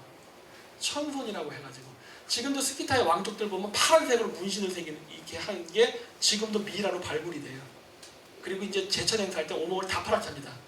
그 대표적인 게 여러분들 예전에 헐리우드 영화에서 보였던 브레이브 하트. 켈트족들도 온몸을 파란색으로 칠하죠. 왜? 걔네들도 스키타의 한 부류거든요. 그래서 파란색을 칠했어요. 그래서 고대 신들은 이런 파란색 신들이 많습니다. 그래서 내가 이것도 힌두교 그 사람들한테 물어봤어요. 크리슈나 신이 파래요. 그래서 왜 파래요? 그랬더니 뱀한테 물려가지고 독이 퍼져서 그러세요. 무슨 말도 안 되는 소리야. 파란색을 칠한 거죠. 왜? 천손이라는 개념 때문에 그런 거예요. 그래서 이렇게 보면은 파란색을 칠한 사람들이 동서양에서 동일하게 다 나타납니다. 심지어 잉카 문명에서도 나타나요. 아포칼립스가 거기서도 보면 파란색 칠하고 나와요. 지배계급들만 그래요. 피지배계급 얘기하는 게 아니에요. 그래서 그런 것들. 그래서 이렇게 쭉 나와요. 그래서 서양 신화에서 청개구리 왕자라고 얘기한 이유가 뭐냐? 중앙아시아의 눈 동그란 사람들이 파란색을 칠하고서 왔단 말이에요. 그러니까 뭐로 보여요? 청개구리처럼 보이지. 그러니까 그 청개구리가 결혼한 서양 공주의 이야기는 동방으로부터 쳐들어온 기만민족과 서양의 그 백인 집단 간의 정략 결혼을 사고 불가침자 이런 걸 맺기 위해서 했던 결혼에 대한 이야기가 그 신화로 남은 거예요. 그래서 돼요. 그래갖고 그런 아름다운 이야기도 있지만 이게 나중에 유럽이 기독교화되면서 나쁜 이야기도 같이 존재합니다. 그게 뭔지 아세요? 디아블로예요. 디아블로가 녹색 괴물이잖아요. 또 슈렉 이런 것들. 산속에 사는 녹색 괴물. 녹색 괴물 존재하지 않아요. 그 산속에 살던 스키타이사들, 아까 얘기했잖아요. 얘들은 산맥을 따라 이동했다고. 산에 살던 고대 스키타인들과의 싸움이 그렇게 묘사된 거예요. 산속에 사는 힘센 녹색 괴물. 이게 나중에 오늘날 헐리우드에 가서 헐크로 변하죠. 스토리텔이 그렇게 변해가는 거예요. 네. 그래서 원래 그 이야기의 원전은 바로 중앙아시아의 녹색 칠을 했던 스키타이에 대한 이야기입니다. 근데 제가 녹색 얘기를 자꾸 파란색이 나와요. 이거 왜 그런 줄 아십니까? 한국어 자체가 녹색과 파란색 구별을 잘 안 해요. 그렇죠? 우리가 푸른 숲이라 얘기하는데 숲이 푸릅니까? 녹색이지. 근데 누구도 초록숲이라는 얘기 안 하고 푸른 숲이라 얘기해요. 신호등이 녹색이 켜졌는데 우리 뭐라 그래요? 파란등이라 얘기한다고. 그렇죠? 근데 투르크 애들도 똑같아요. 걔네들도 그 파란색을 얘기해야 되는데 자꾸 녹색을 얘기하고 녹색을 얘기할 때 파란색을 얘기해요. 섞어서 얘기하는데 헷갈릴 거 하나도 없어요. 한국말로 해봐서 녹색이다 할 때는 그냥 카자흐 녹색 얘기하면 되고 한국말로 파란색 얘기할 때 그러면 색깔과 관계없이 그냥 그렇게 얘기하면 맞아요. 그래서 그 푸른 시장 할 때 거기도 이제 질려니 바자를 해야 되는데 콕 바자를 해서 푸른 시장 뭐 이런 얘기 해버린다고. 녹색인데. 이런 것들이 바로 알타이계 민족들. 그러니까 녹색, 푸른색을 같이 개념으로 쓰는 것도 여기서 똑같이 나와요. 그리고 그만 아까 얘기했고, 그래서 이제 신라인들은 소호 금천씨로부터 내려와서 김씨가 됐다는 이야기가 쭉 나오는데 여기 보면 이렇게 진안 나오잖아요. 이 진나라 사람들이 진시황의 진나라로부터 왔는데 이 사람들이 나중에 금나라의 시조, 아골타의 시조가 됩니다. 그래서 이 고대사를 연구하면서 신라를 많이 하는 이유는 뭐냐면요. 결론 부분인데 첫째, 역사는요 정통성 싸움입니다. 역사는 정통성 싸움이에요. 근데 정통성을 어디로 잡냐의 문제가 되게 중요한데 지금 우리가 고대사를 연구할 때 일반적으로 이 고대사의 정통성을 얘기할 때 고구려로 갑니다. 보통 그래요. 아 이게 고구려가 삼국 통일을 못해가지고 우리나라가 영토가 조그매지고 별걸로 있겠다 이런 얘기를 많이 해요. 그러면서 한국 사람들은 지금 신라 땅 지역에 살면서 고구려를 선망합니다. 이러면 이제 어떤 문제가 생기느냐? 남북 간의 문제에서 우리나라 사람들이 역사적 정통성이 밀리게 돼요. 고구려의 정통성은 지금 북한이 가져가고 있다고요. 신라의 정통성은 어떻게 보면 지금의 대한민국에 있는 거예요. 근데 한국 사람들이 심리적으로 고대사를 배우면서 어떻게 되냐? 고구려를 좋아하게 되면 북한을 선망의 대상으로 보기 시작합니다. 실질적으로 고대사 연구한 제야사학자 중에 친북 사람들이 너무 많아요. 실질적으로 그래요. 실질적으로. 이게 문제가 나중에 된다고요. 지금처럼. 그런데 왜 제가 신라를 이야기하냐? 삼국 통일을 했다고 해서 우리가 만주를 잃어버린 게 아니란 걸 말하고자 해서 하는 거예요. 신라가 삼국 통일을 했을 때에도 만주는 한국 땅이었던 것 같습니다. 단 중원에서 밀렸어요. 우리가. 제가 예전에 강의했을 때 천무대 위치 막 이런 거 얘기했을 거예요. 신라가 있을 때에도 남북조실에서 발해가 존재했어요. 물론 그건 고구려를 개성했다고 했죠.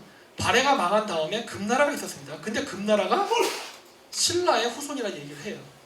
금나라가 망하고 몽골이 잠깐 지배를 했어요. 그리고 다시 청나라가 들어섰단 말이에요. 근데 그 청나라가 금나라를 개성했어요. 그래서 얘네들도 다 조상이 신라예요.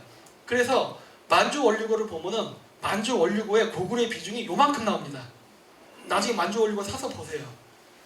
만주 원류고에 고구려의 비중을 요만큼 두고 신라를 길게 써놨어요. 왜 그래? 얘네들의 조상이 신라라니까요. 여러분 광개토대왕이 영토를 얼마큼 넓혔는지 전 모르겠지만은 청나라 영토 얼마큼 큰지 아시죠? 그거 신라의 후손들이 한 거라니까요. 이게 왜 굉장히 중요하냐? 우리나라가 지금 제가 얘기할 때 고대사 연구는 단순히 고대사 연구로 끝나지 말고 역사 회복 플러스 실질적인 고토 수보까지 감안을 해서 역사적인 철학과 역사의 관점을 미리 조정해 놓을 필요가 있다라고 봤기 때문에 그런 거예요. 왜? 그래서 제가 알타이사라고 조금 앞으로 넓혀놓은 이유가 앞으로의 영토 확장을 염두에 두고 하는 거예요. 한반도 중심의 국사가 아닌 확장된 역사관을 보기 위해서. 근데 우리가 남한에 살고 있는 사람들이 이제 신라를 버려버리고 고구려를 바라보게 되면 이상하게 된다고요. 신라를 강조해도 아무 문제가 될 게 없어요. 왜? 청나라가 있잖아요. 불과 100년 전의 국가예요. 근데 이게 왜 중요하느냐? 중국이 지금의 중국의 영토를 주장하는 것은 청나라의 계승국가라는 의식을 갖고 사는 겁니다. 모택통이. 근데 아이러니하게 문화혁명이 일으켜서 청나라 지배계급들 싹쓸이 인종학살해버렸죠. 그거는 자기가 계승자가 아니라는 소리예요. 그리고서 문화혁명이 일으켜가지고 다 역사 파괴 작업을 해버렸잖아요. 왜? 자기 역사 아니니까. 청나라의 계승은 우리나라일 때니까요. 북한도 아니에요. 왜? 북한은 고구려를 얘기하기 때문에. 신라를 얘기하는 쪽이 청나라에 대한 정통성이 있는 겁니다. 그렇다면 그건 대한민국이 되는 거예요. 그렇기 때문에 우리가 신라를 중심으로 썼던 만주 원류고를 사료적으로 연구할 가치가 전 있다고 봐요. 그리고 그게 우리나라 현재 대한민국과 연결돼서 통일신라랑 연결시켜도 아무 문제가 없어요. 왜? 걔네들이 그렇게 썼기 때문에 그런 거예요. 우리가 쓴 게 아니라. 그렇게 돼서 역사적 지평을 그렇게 넓혀놔야 지금 미중 무역전쟁 이후에 패권전쟁이 벌어져서 저는 100% 중국이 쪼개질 거라고 보는데, 그 다음에 그러한 일들을 할 때 우리가 어떻게 중국과의 문제를 해결하느냐는 역사책이 바로 그 결정을 내리게 합니다. 무리하지 않아요. 왜냐? 여러분 2차 세계대전 끝나고 이스라엘이라는 나라가 탄생했습니다. 그거 왜 그랬어요? 그 성경 때문에 된 거예요. 진짜. 그렇죠? 지금 중국에 대한 문제가 분명히 분할로 갈 것 같은데, 분할이 되게 되면은 만주에 대한 문제 반드시 언급됩니다. 만주에 대한 문제 나왔을 때 어떻게 할 거예요? 우리나라가 신라에 대한 정통성을 거부하기 때문에 그냥 북한으로 정통성 둔 다음에 북한 중심으로 그냥 저가 통일하고 북한까지 그냥 만주까지 올라갈까요? 그냥? 북한 애들은 중국 싫어하거든요. 이를 갈거든. 전투력이 있어요. 그러면은 이런 식으로 되다 보면은 우리는 역사적 그 역사 패권 전쟁에서 지게 되면 심리적으로 위축이 되기 때문에 끌려간다고요. 이 싸움은 힘센 놈이 이기는 게 아니라 기센 놈이 이기는 거거든요. 근데 한국 사람들 스스로가 자신의 역사를 부정한다니까. 그렇게 되면 어떻게 되느냐? 역사 패권에 지게 되면은 실질적인 전쟁 패권에서도 지게 되는 겁니다. 우리는 어차피 지금 남한 쪽에 있기 때문에 신라랑 관련이 있는 거예요. 삼국통일 기점을 해서 한국 민족이 탄생합니다. 지금의 한민족이 탄생의 기원은 신라의 삼국통일이에요. 언어도 그때 통일이 된단 말이에요. 그러면서 우리가 그 후손으로서 남아있는데, 신라를 중심으로 해서 다시 만주까지 올라갈 생각을 하지 않고 그거를 거부한 상태에서 고구려를 바라보게 되면은 많은 문제가 꼬인다는 거예요. 외교적으로도. 그래서 이러한 부분까지 고려를 해서 우리는 역사에 대한 부분을 볼 때 고대사를 현실적 시각에서 해석할 필요가 있다라는 것을 저는 알게 된 거예요. 왜? 만주에 고구려가 있었긴 하지만 청나라가 만주에 들어선 이후에 모든 역사책을 신라를 중심으로 썼습니다. 왜? 지배 계급이 신라였기 때문에 그런 거예요. 따라서 우리나라도 그러한 계승의식을 가지고 있어야 나중에 중국의 분할에서 들어갈 때 우리에게 지분이 생길 수 있는 거예요. 우리도 말할 수 있는 권리가 생긴다고요. 청나라 전체가 우리 거다 이렇게 얘기할 수도 있는 거예요. 과장돼서 얘기하면. 과장돼서 얘기하면. 하지만 물건은 흥정해야 되는 거 아닙니까? 최소한 절반만 먹어도 얼마예요? 5분의 1만 먹어도 얼마야? 역사의 지평은 크게 넓혀놓고 봐야 되는 거예요. 고구려의 광개토대왕이 얼마큼 땅을 넓혔는지 알 수는 없어요. 하지만 청나라는 명확하게 다 알고 있잖아요.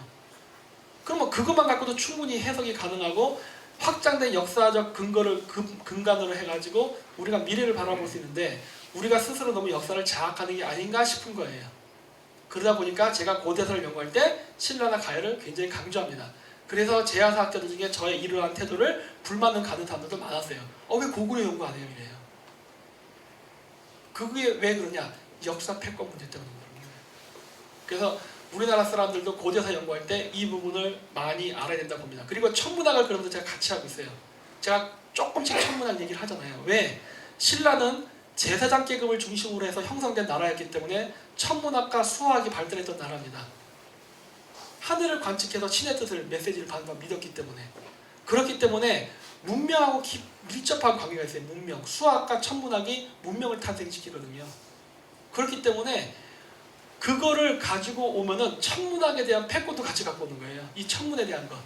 독자적인 천문대가 있다는 것은 독자적인 국가를 의미하는 겁니다. 제후국이 아니라는 거예요. 중국 소수 민족이 아니라는 소리입니다. 왜? 제후는 천문 관측할 수가 없어요. 황제만 천문 관측합니다. 따라서 천문 관측을 했다는 것 자체가 매우 중요한 거기 때문에 이건 독립국가를 의미해서 국제사회에서도 중국이 뭐 시진핑이 트럼프 만나서 뭐 한국이 중국의 속국이었다 이런 개소리가 안 통하게 되는 거라고요. 천문의 역사를 가지고 있는 게 얼마나 중요한 건데. 그러니까 이러한 관점에서 바라봐야 돼요. 이게 바로 우리가 중국의 동북공정을 이기는 전략이기도 한 거예요. 지금 현재 우리가 가지고 있는 거로도 충분히 만회가 가능한데 우리는 지금 우리 걸 싹 치워버리고 북한만 바로 올려한다고요. 이게 뭐한 짓이냐는 거예요. 네. 그래서 제가 고대사를 연구하는 이런 여러 역사적 사관, 관점 이런 것들은 국제관계라든가 현실 정치라든가 이런 것들을 감안을 해서 쓴 책이에요. 그러다 보니까 고구려의 비중을 많이 낮추면서 신라, 가야 비중을 높이는 이유는 여기에 있는 겁니다. 그러니까 앞으로도 이렇게 저는 역사책을 계속 써나가면서 역사의 사관을 넓히는 쪽으로 많이 집중을 하려고 그래요. 다음번 책은 알타이 역사가 아닙니다. 이제는 그냥 인류사적 관점에서 바라보려고 그래요. 그냥 유라시아의 주인은 그냥 인류 그 자체였기 때문에. 그러니까 이제 그런 관점을 다시 이제 대폭 수정을 해갖고 천문학적 관점에서 이제 하는 역사를 쓰려고 하는데 이번에는 어쨌든 이렇게 해서 1권을 그게 쓰게 됐고요. 그래서 오늘은 그 책 앞부분에 그 소재만 해가지고 설명드리고 뒷부분에서는 제가 책을 쓰게 됐던 목적과 이유, 그다음 사관의 중요성에 대해서 말씀을 드렸습니다. 그래서 뭐 앞으로도 국제관계하면서 시간이 날 때마다 계속 이렇게 그 고대사 부분도 조금씩 제가 이야기를 계속 할 겁니다. 그리고 늘 이야기하지만 제가 고대사를 연구하는 목적은 과거에 잘 나간 거 관심 없다예요. 앞으로 어떻게 할 것인가에 대한 방향지표가 되기 위해서 하는 겁니다. 그렇기 때문에 우리나라 사람들도 좀 현실적인 관점에서 고대사를 좀 연구를 했으면 해요. 실리적 관점에서 고대사를 연구하면요 이렇게 갈라져서 싸우는 게 전혀 없습니다. 네. 국익 관점, 중국도 그렇고 일본도 다 자기네들에게 좋게 쓰기 위해서 온갖 짓을 다 해요. 근데 한국 사람들은 뭔가 다소 과정된 부분이 있을 거라 싶더라도 남들은 없어서 못 쓰는 걸 우리는 줘도 버린다는 게 참 희한한 근성이라는 거예요. 왜 이럴까 하는 거예요 도대체. 일본 애들은 자기 역사를 오래 보이기 위해서 가짜 유물도 만들어서 땅속에 집어넣고서 발견했다 거짓말까지 하잖아요. 아니 우리는 누가 썼는지 모르지만 있는 책도 있잖아요. 있는 책이라도 제대로 해석하라예요. 가치가 있다예요. 그 가치는 어디서 나오냐? 현실적 입장에서의 해석에서 나오는 거예요. 지금의 내 위치에서 가치가 있냐예요. 가치 있잖아요. 미국하고 중국이 싸우는데 얼마나 좋아. 이런 거거든요. 저는 그래서 우리나라가 동북공정 싸우는 것도 미중 패권 전쟁 속에서 가치가 됐나 봐요. 지금 여러분들 고대사 관심 있는 부분 여기 오신 분들 중에는 저같이 우파적 성향이 아니라 좌파적 성향을 가지는 분들 있을 겁니다. 제가 왜 이거를 자꾸 이야기를 하느냐? 동북공정에 대항해야 될 거 아닙니까? 동북공정을 이겨야 되는데 이 동북공정에 대항해서 이기려면요 국제학술회의에서 우리가 이기면 되는 겁니다. 중국 정부가 내부적으로 인정을 하든 안 하든 마치 필리핀하고 중국이 남중국해 문제로 싸운 것처럼 내부적으로 인정하든 안 하든 국제적으로 고구려사를 한국사로 편입하느냐 못하느냐는 국제사에서 심판을 봐주면 돼요. 깨끗이 끝날 수 있습니다. 근데 지금 미국하고 중국이 싸우는 이 국제적 상황 속에서 우리가 미국 편을 들어버린다면 국제사회는 고구려사를 누구 편을 들어줄까요? 한국 편 들어줍니다. 중국이랑 싸우고 있기 때문에. 그렇기 때문에 지금 이 고대사 영토도 물론 찾아야겠지만 당장 1차적으로 역사 찾기를 하기 위해서도 우리는 미국하고 연대할 필요가 있어요. 이런 기회가 언제 또 올 거라 생각하세요? 나중에 미국이 중국이랑 화해해버리면은 다시는 그런 기회가 안 옵니다. 지금 싸울 때 해야 되는 거예요. 지금처럼 좋은 기회가 없는 거예요. 지금 트럼프가 대놓고 중국을 막 아구창을 날리잖아요. 이렇게 험하게 싸울 때 우리가 싹 내밀어야 되는 거예요. 야, 고구려 역사에 대해서 미국 애들이랑 우리랑 같이 국제학술을 해야 하지 않을래? 이런 식으로. 중국 애들도 초청하고 일본 애들도 초청하자. 고구려가 과연 누구의 역사인가? 그런 학술회의를 열면 미국 학자가 누구 편을 들어줄까요? 이게 답이 다 나와 있는 거예요. 에? 근데 한국 사람들이 지금 어떻게 하고 있습니까? 반대를 하고 있죠? 그러면 동북공정에 대항할 수 있게 됩니까? 안 되잖아요. 그러니까 내가 얘기하는 거예요. 뭐 하는 짓이냐고. 에? 여태까지 친일 학자들 때문에 동북공정에 대응 못했다고 얘기했어요. 자, 정권 바꿨죠. 변명하지 말라요. 왜 변명합니까? 그렇죠? 정권 바꿨으면은 민족사하게 해야 될 거 아니에요. 못하잖아요. 그러니까 이런 것들이 바로 우리나라 사람들이 이 역사를 찾으려고 한 게 아니라 결국 우리나라에서의 역사 문제는 밥그릇 싸움이었다는 결론밖에 안 나는 거예요. 이게 그 기껏 연구한다고 해서 나온 결론이 가야사 아닙니까? 나도 김해 김씨이기 때문에 가야사는 좋아요. 하지만 가야는 남쪽 끝자락이라고요. 그거 우리 땅이잖아요. 뭐가 중요해요? 가야사가 지금 고대사에서. 물론 가야사도 발굴해야 돼요. 미스테리 역사니까. 하지만 지금 더 중요한 역사는 중국의 동북공정에 대항하는 논리라고요. 아니 정권 바꿨으면 동북 역사재단 왜 개편 안 하냐고. 에? 이유가 왜 그래요? 중국 돈 때문에 그런 거 아니에요. 에? 문제가 있죠. 그렇기 때문에 그 일반 사람들은 이 정치적 논리가 아니라 그 객관적 논리를 보고 가야 돼요. 그래서 그 우리나라 그 역사를 바라볼 때 그 동북공정에 어떻게 우리가 대응하는 게 현명한가를 관점으로 봐야 됩니다. 근데 이거를 해결하려고 하면 역시 국제사회의 도움이 필요해요. 그리고 국제사회의 그 도움을 받으려면은 무조건 미국하고 친구가 돼야 됩니다. 이건 어쩔 수 없는 거예요. 여러분이 원하든 원하지 않든 국제사회는 미국이 독점적으로 갖고 가요. 예? 패권 국가 맞습니다. 그럼 뭐 어쩌라고? 전 세계 역사 중에 패권 국가 없었던 적이 있어요? 늘 패권 국가는 존재해 왔어요. 그렇다면 우리는 패권 국가를 없애려고 할 게 아니라 있는 걸 어떻게 이용하느냐를 생각해야 되는 거예요. 있는 거를. 그게 더 나은 방법입니다. 우리가 패권 국가가 될 수 없다면은 우리가 그 패권 국가를 이용해서 이익을 얻으면 돼요. 마치 고려시대 때 고려 사람들이 원나라에 가서 관료를 하고 원나라 땅에서 다루가치가 됐듯이 지방장관이 됐듯이 그 시스템을 이용해서 세력을 확장하면 된다니까. 우리가 그걸 스스로 거부해봐야 변방에 조그만 코딱지만 국가가 되는 거예요. 오늘 코스피 주가 왕창 몰락했죠? 그거 보라예요. 응? 그래서 자존심 챙겨서 얻은 게 뭐가 있냐는 거예요. 그 주체 이런 거 하고 뭐가 좋냐는 거예요 지금. 응? 실 하나도 못 챙겼잖아요. 역사도 못 챙겼어.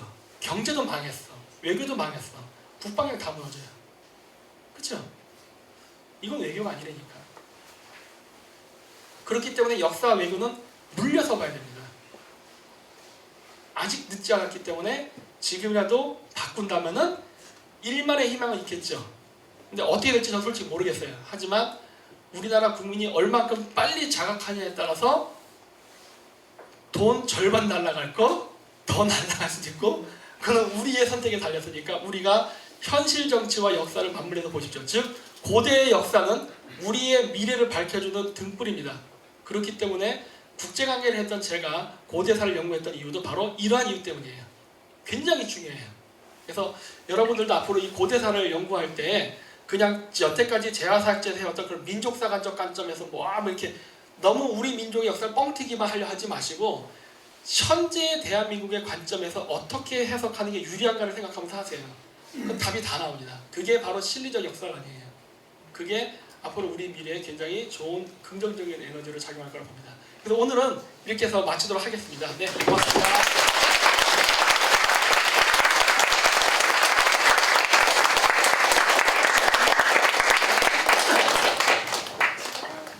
질문 있나요? 혹시 질문 있습니까? 네. 그 돌궐의 왕족의 성씨가 아시나라고 들었는데 네. 그쪽하고도 히비타야하고 관계가 있을까요? 연결되어 있을 수도 있어요. 왜냐하면은 그 오르혼 언덕에 쿨투근의 비문이 있는데 항상 비문에는 자기 조상부터 나옵니다. 원래 무당들도 접신을 할 때 조상부터 얘기해요. 나는 어느 조상계의 누구다. 이게 나중에 이제 비석으로 써지는데 쿨투근의 비석에 보면 나는 아시리아 모지리스 가문의 후손이다라고 나와요. 아시리아는 아시나에서 온 겁니다. 늑대 가문. 모지리스는 뭐냐? 고구려를 중앙아시아에서는 모쿠리라 불렀습니다. 모쿠리. 모쿠리는 한자 발음이 모질이에요. 그래서 저는 고구려조차도 파밀이랑 연결이 됐을 거라고 봐요. 그러니까 모질이라는 이름 자체가 고구려를 상징하거든요. 아까 강의에서 네. 당나라가 선비족이라고 말씀하셨는데 네.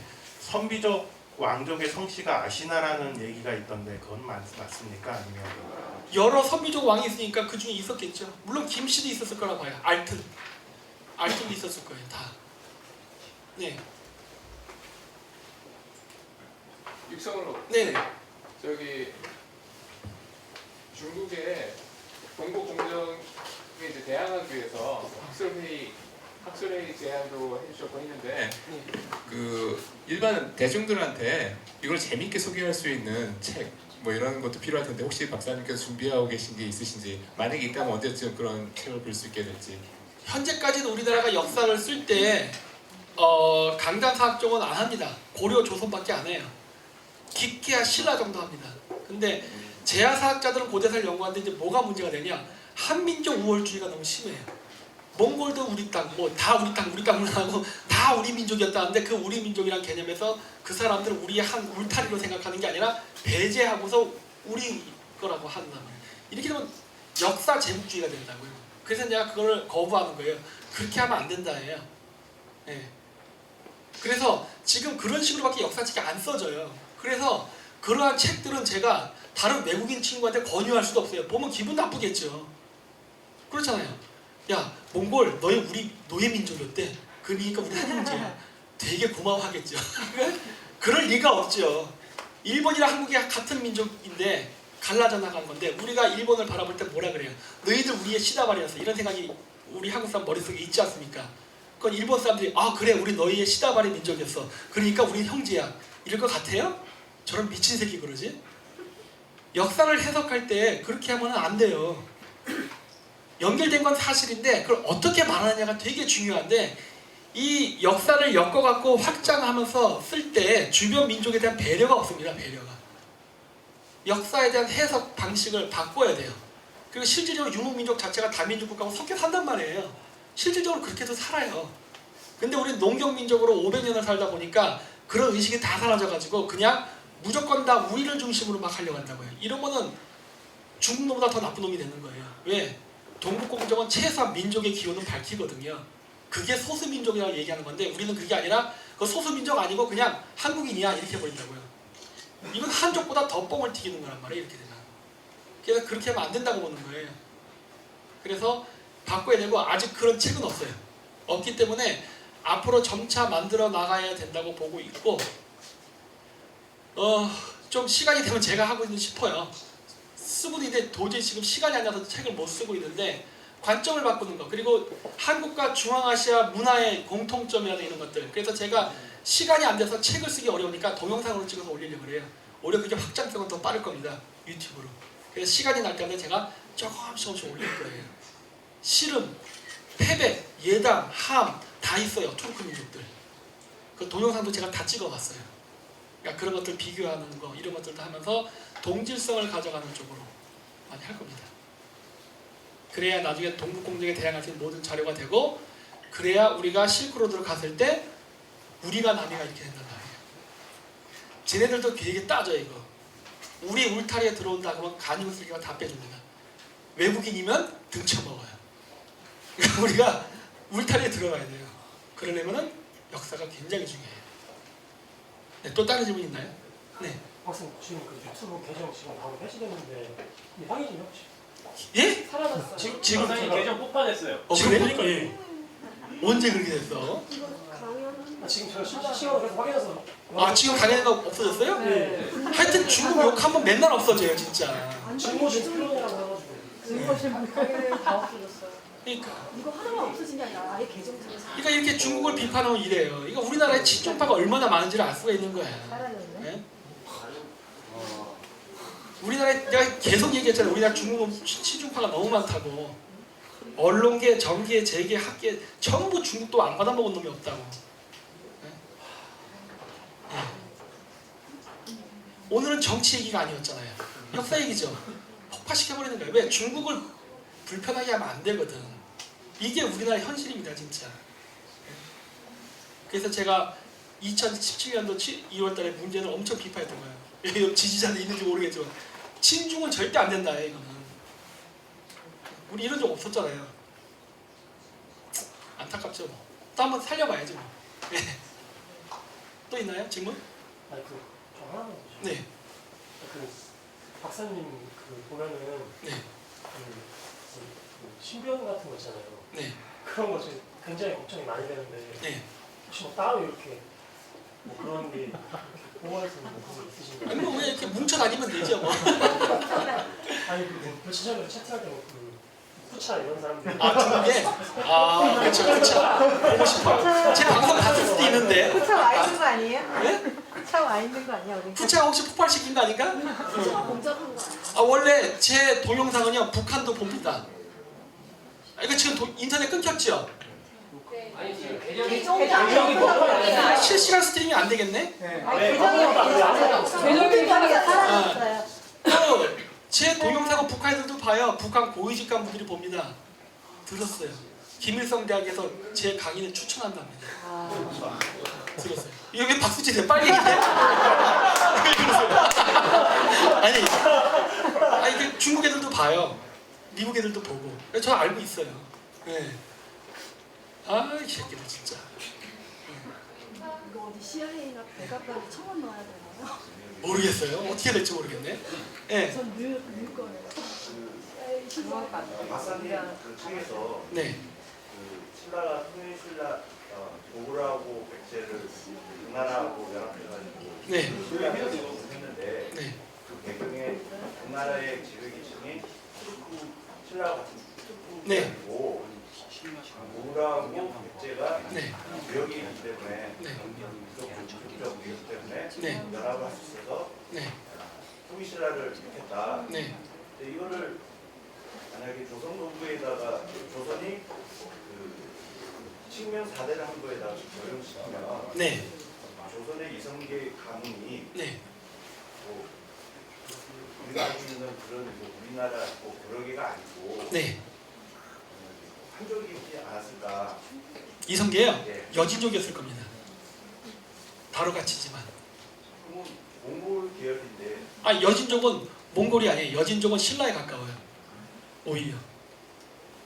근데 그 여진족과 몽골은 견원지간이었어요. 아주 사이가 서로 안 좋았어요. 같은 혈통임에도 불구하고 서로 아니라고 부정했습니다. 한일 관계랑 똑같아요. 절대 아니라 그래요. 누가 봐도 같은데. 네. 네. 제가 어디에서 봤는지 기억이 안 나는데 그 옛날에 그 인도에서 네. 공주가 배를 타고 네. 신라의 그 왕가의 결혼 시집을 왔다는 그런 기록이 있다는 거는 제가 본 적이 있었거든요. 김혜김 씨요? 신라? 신라, 네. 아, 신라도 그런 게 있어요? 네, 그래서 제가 그때는 그게 전혀 무슨 말인지 이해가 안 갔는데 그거를 본 거로 제가 기억이 나서 그 다음에 이제 한국 사람들 얼굴을 제가 좀 인동하고 비슷한 사람들하고 열심히 본 적이 있어서 좀 있기는 하더라고요. 네. 그래서 그게 그 기록에 남아 있다고 제가 그때 분명히 본 게 기억이 나는데 네. 혹시 그 부분에 대해서 그러니까 아까 여기 얘기했지 그 고분에서 나온 DNA가 모계가 그래요. 그러니까 그 고대에 파밀로부터 여자 제사장 계급적 여자들이 한반도에 와서 한반도 쪽의 왕들하고 결혼했던 게 아닌가 싶어요. 왜냐 얘네들 모계 사회였어요. 여자가 힘을 갖고 있었습니다. 근데 그 나라가 인도였었어요. 그 천축이었을 거예요. 천축이 인도는 아닐 겁니다. 이게 쭉 보다 보면은 하늘 천재 축대잖아요. 그 티베트를 상징하거든요.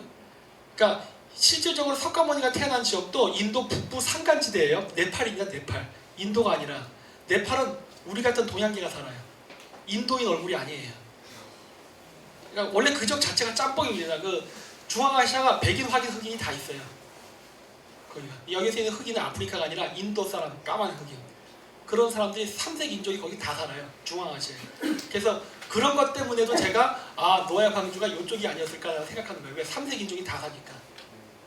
심지어 아메리카 인디안 같이 생긴 애들도 있습니다. 거기는. 네. 저기 네. 박사님 질문이 아니고 네. 걱정이 돼서 그러는데요. 네. 좀 전에 유튜브 폭발했다고 그랬잖아요. 네.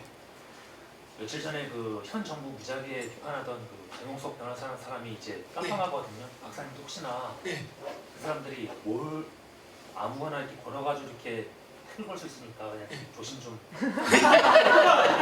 뭐 이미 일을 다 저질러놨는데 뭐 조심할 게 뭐가 있습니까 이제? 네. 무슨 장난은 아니에요. 이게 그러니까 이거 민주주의가 아니라니까. 이게 아닌 거예요. 이게 우리가 몰라. 이걸 너무 사람들이 늦게 눈치챘어. 하나 둘 이제 잡혀가더라고 그래가지고 좀 조심해.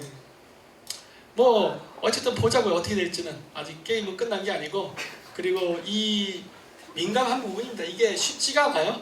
이게 앞으로도 어떻게 할지는 지금 진짜 재무부가 우리나라 한국에 있는 은행한테 하나하나 정성스럽게 전화한 거, 니들이 뭐 했지 다 봤다 이렇게.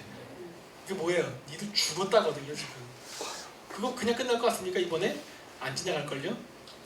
그래갖고 내가 우리나라에 이거 금융위기에 준하는 어떤 일이 발생할 수도 있겠다라고 생각하는 거예요. 네. 그래서 쉽지 않을 겁니다. 이게 자칫 잘못하면 쟤들 역공당할 수 있어요. 감옥에 넣을 수 있겠죠. 근데 자칫 잘못하다가는 저를 영웅으로 만들 수 있는데 그건 너무 위험한 거 아니야? 차라리 무시하는 게 낫지. 네. 이미 시작했어요. CIA에 신변보호 요청하면 안 되나요? 그런 거 없죠. 미국이 왜 합니까? 팬들이에요. 모든 정치는 필요에 따라서 움직이는 거지만 뭐 모르죠. 경험에 따라서 유명한 사람이 죽는 것도 정책으로 좋을 때가 있어요. 죽으면 안 돼요. 명분이 쓰잖아요. 너 이 새끼 이런 나쁜 짓을 했어? 안 이렇게. 됩니다. 안 됩니다. 놀래 깜짝 놀래. 또 다른 질문 있나요?